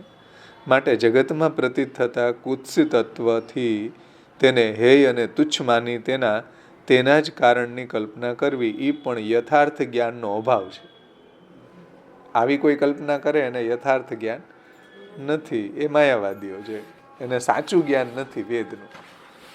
સમજમાં આવ્યું ને? વેદ, ગીતા, બ્રહ્મસૂત્રનું સાચું જ્ઞાન એ લોકોને નથી. અહીંયા સુધી બધાને ક્લિયર થઈ? તો આગળ વધીએ. હવે જુઓ, आगे ईश्वर को मायाकृत बंध होइवे में मायावादी के मत अनुसार प्रमाण दिखावे है.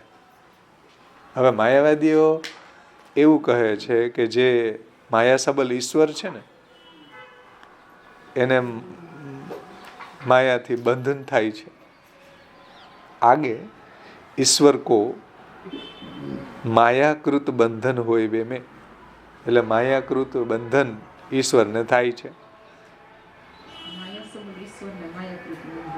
હા, ઈશ્વરને માયાકૃત બંધન થાય છે. એટલે તો એ માયા સબલ ઈશ્વર કહેવાય. એ માયાવાદી કે મત અનુસાર પ્રમાણ દિખાવે.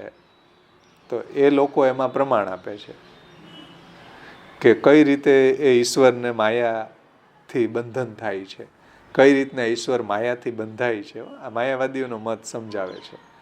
અને માયાવાદીઓ એમાં પ્રમાણ આપે છે. જુઓ, બૃહદારણ્યક ઉપનિષદમાં કહ્યું છે ને કે ઇન્દ્રો માયાભી પુરુરૂપીયતે. સમજો, ઇન્દ્રો માયાભી પુરુરૂપીયતે. બૃહદારણ્યક ઉપનિષદ. માયાવાદીઓ આ શ્રુતિ ટાંકી અને શું સમજાવવા માંગે છે કે ઈશ્વરને માયાકૃત બંધન થાય છે. હવે ઈશ્વરને માયાકૃત બંધન કોઈ દી થાય? ઈશ્વર તો માયાને વશમાં રાખનારા છે, વશ્ય માયા. પણ માયાવાદીઓને કંઈક તો એનું પ્રમાણ આપવું જોઈએ ને. જે વાત કે એને શાસ્ત્રથી પ્રમાણિત કરવી જોઈએ. એટલે આવું કંઈક વાક્ય ના ખોટા અર્થ કરી દે. તો ઇન્દ્રો માયાભી પુરુરૂપીયતે, માયા કરી કે બહુ રૂપ જાકે હો રહે હે ऐसो परमेश्वर दृष्टिगोचर होवे है. समझो, माया કરી કે બહુરૂપ જાકે હો રહે, એટલે માયાના કારણે ઈશ્વરના રૂપ, ઘણા રૂપ પ્રગટ થાય છે. એટલે માયા સબલ ઈશ્વર બને છે માયાના કારણે. માયા એની ઉપર એવી હાવી થઈ જાય એટલે બિચારો માયકાંગલો ઈશ્વર શું કરે? એ સાકાર દેખાય. સમજણ? માયાના કારણે આવો સાકાર દેખાય છે, બહુરૂપ દેખાય છે એના. એસો પરમેશ્વર દ્રષ્ટિગોચર હોવે હે. દ્રષ્ટિગોચર હોવે એટલે આપણી દ્રષ્ટિથી એને જોઈ શકીએ છીએ. બાકી નિરાકાર બ્રહ્મને તો જોઈ શકાતા નથી, માયાવાદી એમ કહે છે. એટલે પરમેશ્વર દ્રષ્ટિગોચર હોવે હે. યા રીતિ કો, યા વાક્ય કો અર્થ માયાવાદી કરે. માયાવાદીઓ આ વાક્યનો ખોટો અર્થ કરે છે ભાઈ.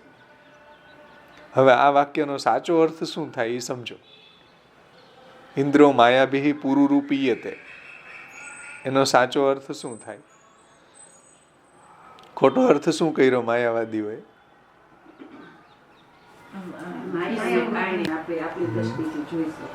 માયા એની ઉપર હાવી થઈ ગઈ એટલે ઈશ્વર કેવો દેખાય છે? સાકાર દેખાય છે અને દૃષ્ટિગોચર થાય, આપણી આંખોથી એને જોઈ શકાય.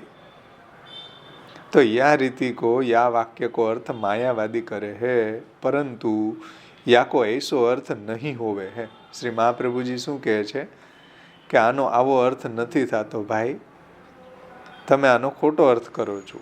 સાચો અર્થ સાંભળો. અનેક રૂપવાળો પરમેશ્વર માયા કરી કે અર્થાત नेत्रादि इंद्रिय जन्य बुद्धि की वृत्ति करी के दर्शन में आवे है. या रीति को अर्थ है अनेक रूप वारो परमेश्वर. પરમેશ્વરમાં તો એવું સ્વતઃ સામર્થ્ય છે કે અનેક રૂપ ધારણ કરી શકે, એને કઈ માયાની થોડી જરૂર પડે. તો અનેક રૂપવાળો પરમેશ્વર માયા કરી કે અર્થાત નેત્ર ઇન્દ્રિય જન્ય બુદ્ધિ કી, એટલે નેત્ર અને ઇન્દ્રિયથી જે બુદ્ધિ થાય છે, નેત્રે ઇન્દ્રિય જન્ય જે બુદ્ધિ છે એ બુદ્ધિની વૃત્તિ છે. નેત્ર इंद्रिय जन्य बुद्धि की वृत्ति करी के दर्शन में आवे हैं. या रीति को अर्थ है क्योंकि या श्रुति में पहले के दो ही पद में विना ही माया बहुत रूप धारण करनो लिख्यो है. ब्रह्म को माया वगर पण घणा रूपो ए धारण करवा समर्थ छे, એને કઈ માયાની થોડી જરૂર પડે. સર્વ સમર્થ છે, માયા તો એની શક્તિ છે, એને યુઝ કરે ને નો પણ કરે ભાઈ. અનેક રૂપ ધારણ કરવામાં બ્રહ્મને માયાની જરૂર પડતી નથી, સર્વસમર્થ છે. माया बहुत रूप, क्योंकि श्रुति के पहले दो ही पद में विना ही माया बहुत रूप धारण करनो लिख्यो है. तासो बहुत रूप धारण करवे में माया कारण नहीं है. समझो, बहुरूप धारण કરવામાં, અનેક રૂપ ધારણ કરવામાં બ્રહ્મને માયાની સહાય લેવી પડતી નથી. જે માયાવાદીઓ એમ માને છે કે માયાના કારણે અનેક રૂપ દેખાય છે. આપણું વેદ બ્રહ્મસૂત્ર મહાપ્રભુજી શું કહે છે કે નહીં, અનેક રૂપ લેવામાં એને એની અંદર એવું સામર્થ્ય છે, એને કોઈ એવી માયાની જરૂર પડતી નથી. બહુરૂપ ધારણ કરવે મેં માયા કારણ નહીં હે. बहुरूप वारे परमेश्वर के देखवे में माया सहायक मात्र है. आवा बहुरूप वाला परमेश्वर ने जोवा माटे माया एकमात्र सहाय रूप છે. સમજમાં આવ્યું ને? હવે આવરણ ભંગ જુઓ. આવરણ ભંગમાં આ શ્લોકને કઈ રીતે સમજાવ્યો જુઓ. પેજ નંબર 187 ઉપર આવરણ ભંગમાં જો આખો શ્લોક આપ્યો છે. ઇન્દ્રો માયાભિ પુરુરૂપીયતે અનૃતાભિધાનાઃ વાચારંભણ વિકાર માયાંતુમ પ્રકૃતિમ વિદ્યાત. અલગ અલગ શ્રુતિઓ છે ભાઈ. ઇન્દ્રો માયાભિ પુરુરૂપીયતે એક અલગ શ્રુતિ છે. પછી અનૃતાભિધાનાત, આમાં બ્રજ ભાષામાં મિસપ્રિન્ટ થયું છે, અમૃતાભિધાનાત લખ્યું છે, ત્યાં અનૃતાભિધાનાત છે. બ્રજ ભાષામાં જે આ શ્રુતિ આપી છે, હા આપણે જોશું, આગળ આવશે, અત્યારે રહેવા દો. અત્યારે આપણે ઇન્દ્રો માયાભિ પુરુરૂપીયતે એને સમજો. તેઓને પદાર્થ માત્ર માયા છે, પરંતુ વાક્યના વિરોધથી તે વાક્યાભાષો વાક્યાર્થમાં યથાર્થ સંભવતા નથી. માટે યથાર્થ અર્થમાં શ્રુતિમાં માયા શબ્દથી કોઈ ઠેકાણે ઇન્દ્રિયોની વૃત્તિ કહેલી છે. જો આવરેજ ભાષામાં જે સમજાયું ને એને વધારે અહીંયા સ્ફુટ કર્યું છે. જુઓ, માયા શબ્દથી ઇન્દ્રિયોની વૃત્તિ કહેલી છે. કોઈ ઠેકાણે માયાને પ્રથમ અથવા તો સૂક્ષ્મ કાર્ય કહેલું છે. માયાના ઘણી રીતે અર્થ કર્યા છે. અનૃત શબ્દથી દેહેન્દ્રિય આદિ કહેલું છે. એ આગળનું બ્રહ્મસૂત્ર છે.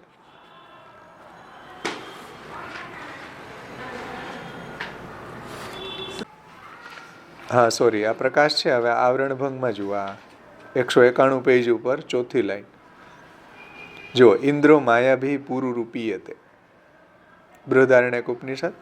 આ વાક્યમાં માયા વડે ઘણા રૂપનું દર્શન કહેલું છે, પણ તે વડે ઘણા રૂપનું થવું કહેલું નથી. સમજો, માયા વડે ઘણા રૂપનું દર્શન કહેલું છે, પણ માયા વડે કંઈ ઘણા રૂપનું થવું એવું કહેલું નથી. તેથી આ ઠેકાણે માયા શબ્દનો અર્થ બુદ્ધિવૃત્તિ છે. એ ઋચાનો પૂર્વાર્થ. એટલે આ જે શ્રુતિ છે, વેદની જે ઋચા છે, આ વેદનો જે શ્લોક છે, એના પૂર્વાર્ધમાં એમ કહ્યું છે કે રૂપમ રૂપમ પ્રતિરૂપો બભુવઃ તદસ્ય રૂપમ પ્રતિચક્ષણાય. આ ઇન્દ્રો માયાભી પુરુરૂપીયતે છે ને, એનો ઉપરની જે શ્રુતિ છે એમાં શું કહ્યું? રૂપમ રૂપમ પ્રતિરૂપો બભુવઃ તદસ્ય રૂપમ પ્રતિચક્ષણાય. તેનો અર્થ એવો થાય છે કે પરમાત્મા દરેક રૂપ પ્રત્યે તે રૂપ થયેલા છે, અને પ્રસિદ્ધ પરમાત્માનું રૂપ આ સર્વરૂપને પ્રકાશ કરવાને માટે છે. એટલે પરમાત્મા પોતે જ આ બધા રૂપોને ધારણ કરે છે, એમાં કોઈ આવા માયાની જરૂર પડતી નથી. તો આ ઠેકાણે રૂપ પ્રત્યે થવામાં અથવા તો પ્રકાશ કરવામાં માયાપદ કહેલું નથી. જુઓ, આ ઇન્દ્રો માયાભી પુરુરૂપીયતે છે ને, એની ઉપરની શ્રુચા, એમાં તો એ ક્યાંય માયાની વાત કરી નથી. પરમાત્માને અનેક રૂપ ધારણ કરવામાં કોઈ માયાની જરૂર પડતી નથી.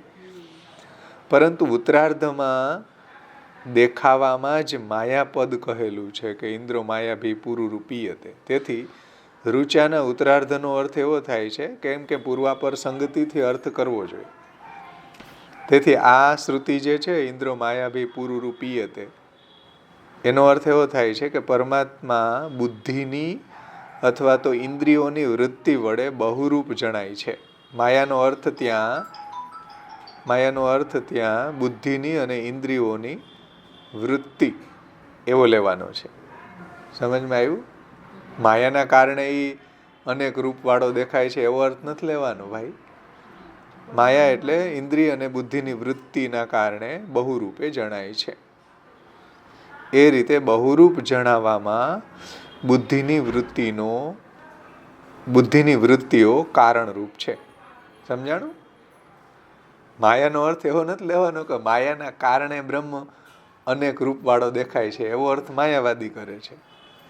મહાપ્રભુજી એનો અર્થ શું સમજાવે છે? વેદ એનો અર્થ કઈ રીતે સમજાવે છે કે ભાઈ માયા એટલે બુદ્ધિની વૃત્તિ. તો એ ઇન્દ્રો માયાભી પુરુરૂપીયતે, આ ઇન્દ્ર જે છે, આ પરમાત્મા છે, આ બ્રહ્મ છે, ઇન્દ્રિયોની વૃત્તિને કારણે, બુદ્ધિની વૃત્તિને કારણે અનેક રૂપવાળા દેખાય છે, એવો અર્થ થાય છે.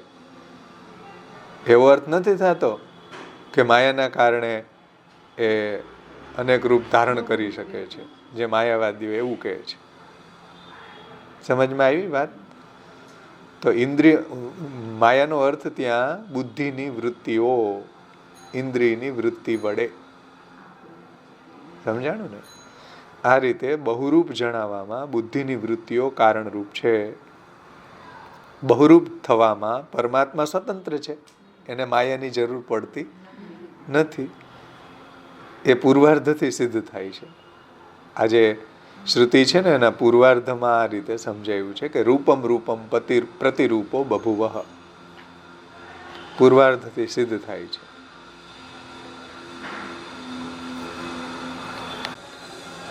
ऐसे ही આટલું સમજાઈ ગયું ને? ઇન્દ્રો માયાભી પુરુરૂપીયતે એનો અર્થ કઈ રીતના લેવાનો છે આપણે જોઈ ગયા આવરણભંગમાંથી, વ્રજ ભાષામાંથી. કોઈને કઈ પ્રશ્ન હોય તો પૂછી શકો છો, આપણે નહીતર આગળ વધી.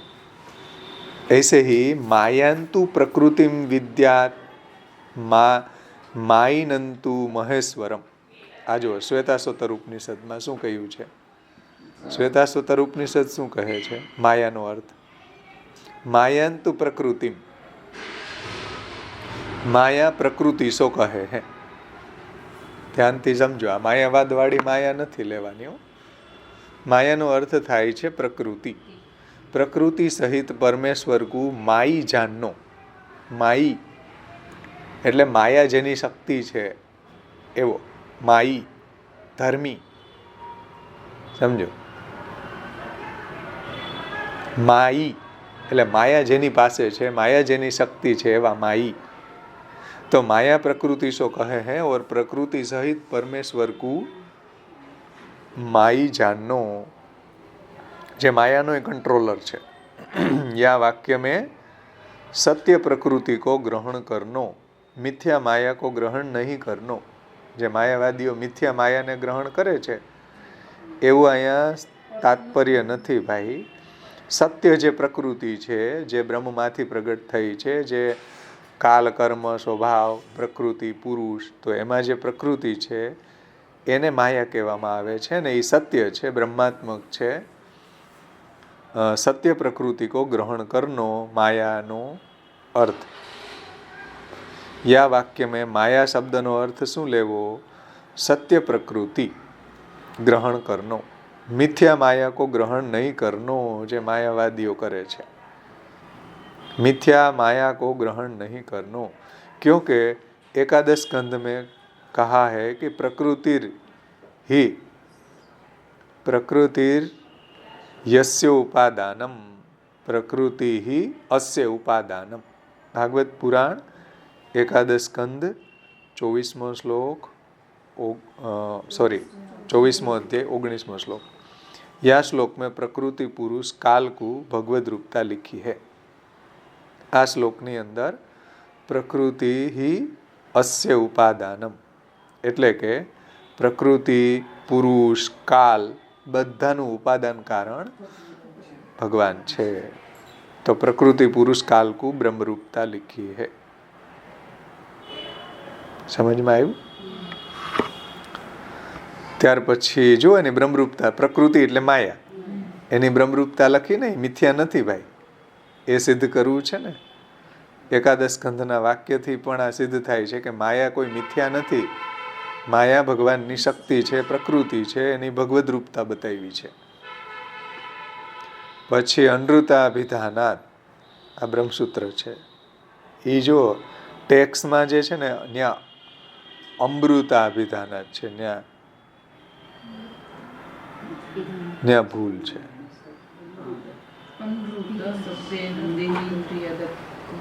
અનૃતાભિધાન જ છે. તમે શું વ્રજ આમાં આપ્યું જો. યા શ્લોક में प्रकृति पुरुष काल को भगवद रूपता लिखी है. ત્યાર પછી બ્રહ્મસૂત્ર અનૃતાભિધાના, સોરી છાંદોગ્ય ઉપનિષદમાં કહ્યું છે 3:8 अनृताभिधाना ये श्रुति भी जगत को मिथ्या नहीं कहे है, किंतु दहर ज्ञानी के मनोरथ अनृत करी के अर्थात देहेंद्रिय आदिकन करी के ढके भये इत्यादि अर्थ को कहे है.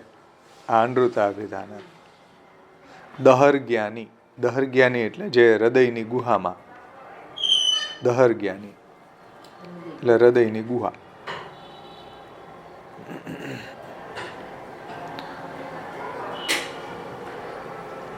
दहर ज्ञानी के मनोरथ अनृत करी के, अनृत એટલે દેહ ઇન્દ્રિય આદિકન કરી કે ઢકે ભય હે. અનૃતાભિધાનાત એટલે જે દહર જ્ઞાનીઓના જે મનોરથો છે એ દેહેન્દ્રિય આદિકન કરી કે ઢકે ભય હે इत्यादि अर्थ को कहे है. આને હવે આપણે થોડું સારી રીતે સમજીએ આ ત્રણેયને. આ શ્વેતાસુતર ઉપનિષદ, પછી શ્રીમદ ભાગવત પુરાણનું વાક્ય છે, પછી છાંદોગ્ય ઉપનિષદ ને એ બધા વાક્યોને આવરણ ભંગથી આપણે જોઈએ. આવરણ ભંગમાં તમે જોઈ શકો 192 પેજ ઉપર આપેલું છે.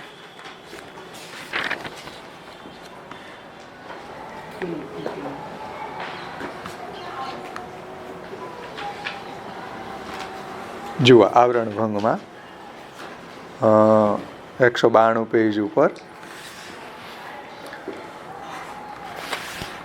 છે ને માયંતુ પ્રકૃતિમ વિદ્યાત માયંતુ મહેશ્વરમ. તો શ્રી પુરુષોત્તમજી એને સમજાવે છે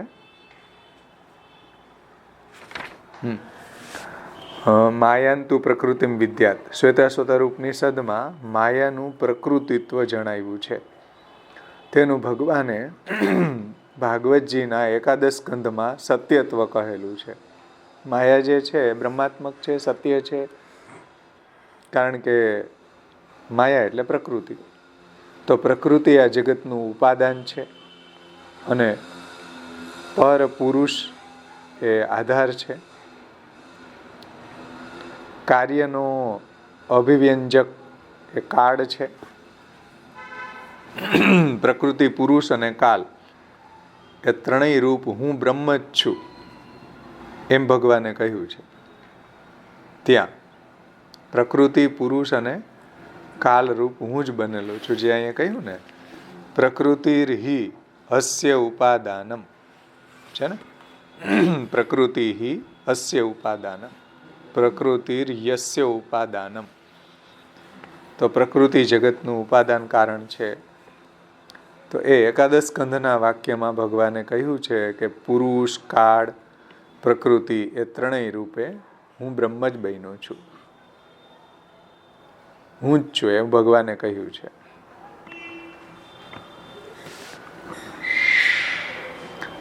તેમજ પ્રકૃતિશ્ચ પ્રતિજ્ઞા દ્રષ્ટાંતાનુપરોધાત બ્રહ્મસૂત્ર છે. એ સૂત્રમાં બ્રહ્મ થકી અભિન્ન જ પ્રકૃતિ પણ હોવી જોઈએ. એ ભિન્ન હોય તો સૂત્રનો તેમજ ભગવદ્ વાક્યનો વિરોધ આવે. તેમજ પુરુષમ બ્રહ્મ યોનિમ એ શ્રુતિથી માયિત્વનું મિથ્યાત્વ હોવામાં બાધ આવે છે. માયી થોડું મિથ્યા હોય, માટે માયા શબ્દને અસતવાચક કહેવામાં આ શ્રુતિઓનો પણ વિરોધ આવે. એટલે માયા શબ્દનો તમે અર્થ મિથ્યા કે અસત આવું જો કહો તો આ બધા જ વાક્યનો વિરોધ આવશે. સમજાણું? માયાનો અર્થ મિથ્યા નથી લેવાનું, માયાનો અર્થ પ્રકૃતિ લેવાનું છે. અને પ્રકૃતિ અને કાલ ને એ બધું ભગવાન જ બન્યા છે. સમજાણું ને? બધું બ્રહ્માત્મક છે.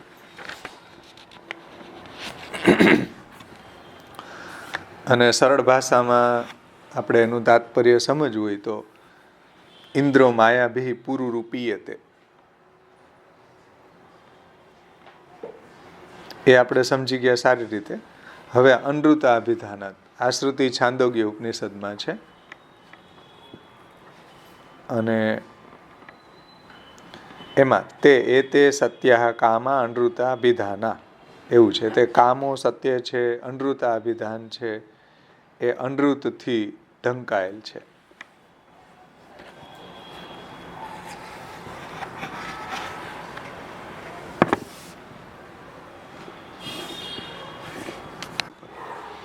એકસો 92 પેજ ઉપર જુઓ, એ ત્યાં જ કન્ટિન્યુટીમાં જ આવે છે. હા, અનૃતા અભિધાના. તો બીજું અને ત્રીજું વાક્ય અનૃતા અભિધાના વાચારંભણ વિકાર, એ આપણે આગળ આવશે હમણાં, અને પછીનો પેરેગ્રાફ વાચારંભણ વિકાર છાંદોગ્ય ઉપનિષદમાં છે. એમાં પહેલું દહર વિદ્યાનું છે વાક્ય, અને બીજું શ્વેતકેતુ વિદ્યાનું વાક્ય છે. આ ત્યાંના ચેપ્ટર છે. દહર વિદ્યા છે, શ્વેતકેતુ છે, શ્વેતકેતુ વિદ્યા છે, દહર વિદ્યા છે, એ ત્યાંના ચેપ્ટર છે. તો તે સત્યકામાં અનૃતાભિધાના, જો કઈ રીતના એનું વર્ણન આવે છે શ્રુતિમાં, કે આખી આ રીતના શ્રુતિ છે. તે સત્યકામાં અનૃતાભિધાના, એ આખી શ્રુતિ છે. એનો અર્થ એવો થાય છે કે તે આ સત્યકામો છે તે દેહથી ચૌતરફથી ઢંકાયેલો છે. અનૃત એટલે દેહ, અભિધાનાત એટલે ઢંકાયેલું, પડદો. આ ઠેકાણે અનૃત શબ્દનો અર્થ દેહ છે. જુઓ, હે ને? અનૃત એટલે આ દેહ. કેમ કે તૈતરી ઉપનિષદમાં સત્યંચ અનૃતંચ સત્યમ અભવત, હમણાં જ આપણે એ શ્રુતિ જોઈ. એનો અર્થ શું જોયો? સત્યંચ અનૃતંચ સત્યમ અભવત. કઈ રીતને એનો અર્થ જોયો તો આપણે? અનૃતનો અર્થ શું લીધો? દેહ દેહ હા, દેહ. ને સત્યનો અર્થ? હા, જીવાત્મા. બંને સત્યમાં ભવત, બંને સત્ય છે. દેહ અને જીવ બંને સત્ય છે. જુઓ તો ત્યાં અનૃતનો અર્થ શું લીધો? દેહ લીધો તો ને. તો અહીંયા અનૃતાભિધાનાત આવ્યું ને. તો અનૃતનો અર્થ શું થાય? દેહ. તો આ શ્રુતિમાં સત્ય એટલે આત્મારૂપ અને અનૃત એટલે દેહરૂપ બ્રહ્મ હોવું એમ કહેલું છે. તેથી અનૃત શબ્દનો આત્મા થકી વિલક્ષણ જડ દેહ એવો અર્થ થાય છે. પણ અનૃત શબ્દથી મિથ્યાત્વ થતું નથી ભાઈ. સમજો, અનૃત શબ્દનો લોકમાં મિથ્યા અર્થ થાય, ખોટું. અનૃત એટલે ખોટું થાય. પણ શ્રુતિમાં અનૃત શબ્દનો અર્થ દેહવાચક છે. સમજમાં આવે છે વાત? લોકની અંદર અનૃત એટલે જૂઠ થાય, મિથ્યા. પરંતુ શ્રુતિની અંદર અનૃતાભિધાનાત સત્યંચ અનૃતંચ સત્યમ અભવત, ત્યાં અનૃતનો અર્થ દેહ થાય. સમજાણું ને? શ્રુતિમાં અનૃત શબ્દનો અર્થ આત્માથી જે વિલક્ષણ જડ દેહ એવો થાય છે. મિથ્યાત્વ થતું નથી. વળી મિથ્યા વસ્તુથી કામો ઢંકાવાનો સંભવ નથી. મિથ્યા વસ્તુથી કંઈ થોડું કામ ઢંકાય. માટે અનૃત શબ્દનો ઉપર કહ્યા પ્રમાણે જ અર્થ થાય છે. એટલે અનૃત શબ્દનો અર્થ દેહ જ થાય છે. સમજમાં આવ્યું ને? એટલે અનૃતાભિધાનાત્માં અનૃત શબ્દનો અર્થ મિથ્યા થતું નથી ભાઈ. તમે માયાવાદીઓ છે એનો અર્થ મિથ્યા કરતા હોય તો એ ખોટી વાત છે. અને માયાનો અર્થ તમે જો એવું માયાવાદીઓ એની અનાદિ માયા લેતા હોય તો એ ખોટું છે. કારણ કે માયાનો અર્થ પ્રકૃતિ થાય. અને પ્રકૃતિ ને કાલ ને એ બધું પરમેશ્વર જ બન્યા છે. એવું એકાદશ સ્કંદમાં ભગવાને કહ્યું કે પ્રકૃતિ હિ અસ્ય ઉપાદાનમ, કે પુરુષ, પ્રકૃતિ, કાલ બધું જ બ્રહ્માત્મક છે. તો આ રીતના માયાવાદીઓ જે ખોટા અર્થો કાઢે છે તેનું શ્રી મહાપ્રભુજીએ ખંડન કર્યું. સમજમાં આવ્યું? માયાવાદીઓ જે ખોટા અર્થો કાઢે માયાના અને અનૃતના, એનું ખંડન મહાપ્રભુજીએ કર્યું શ્રુતિ વાક્યોથી. કેમ કે શ્રુતિની અંદર એનો અર્થ આવો થઈ રહ્યો છે. એકાદશ સ્કંધમાં એનો અર્થ આવો થાય છે. માયાનો અર્થ પ્રકૃતિ થાય છે અને પ્રકૃતિ ભગવદ રૂપ છે એવું ભગવાન પોતે એકાદશ સ્કંધના 24મા અધ્યાયના 19મા શ્લોકમાં કહે છે. તો આ રીતના મહાપ્રભુજી પરમતનું ખંડન કરે છે. હજી પણ આગળ કરે છે. આપણે આવતા વખતે લેશું. વાચારંભણ વિકારો એમ નામ ધ્યેય મૃતિકા ઇત્યમ સત્યમ. હવે જુઓ કેવા શ્રુતિ વાક્યોના ખોટા અર્થો એ લોકો કાઢે છે.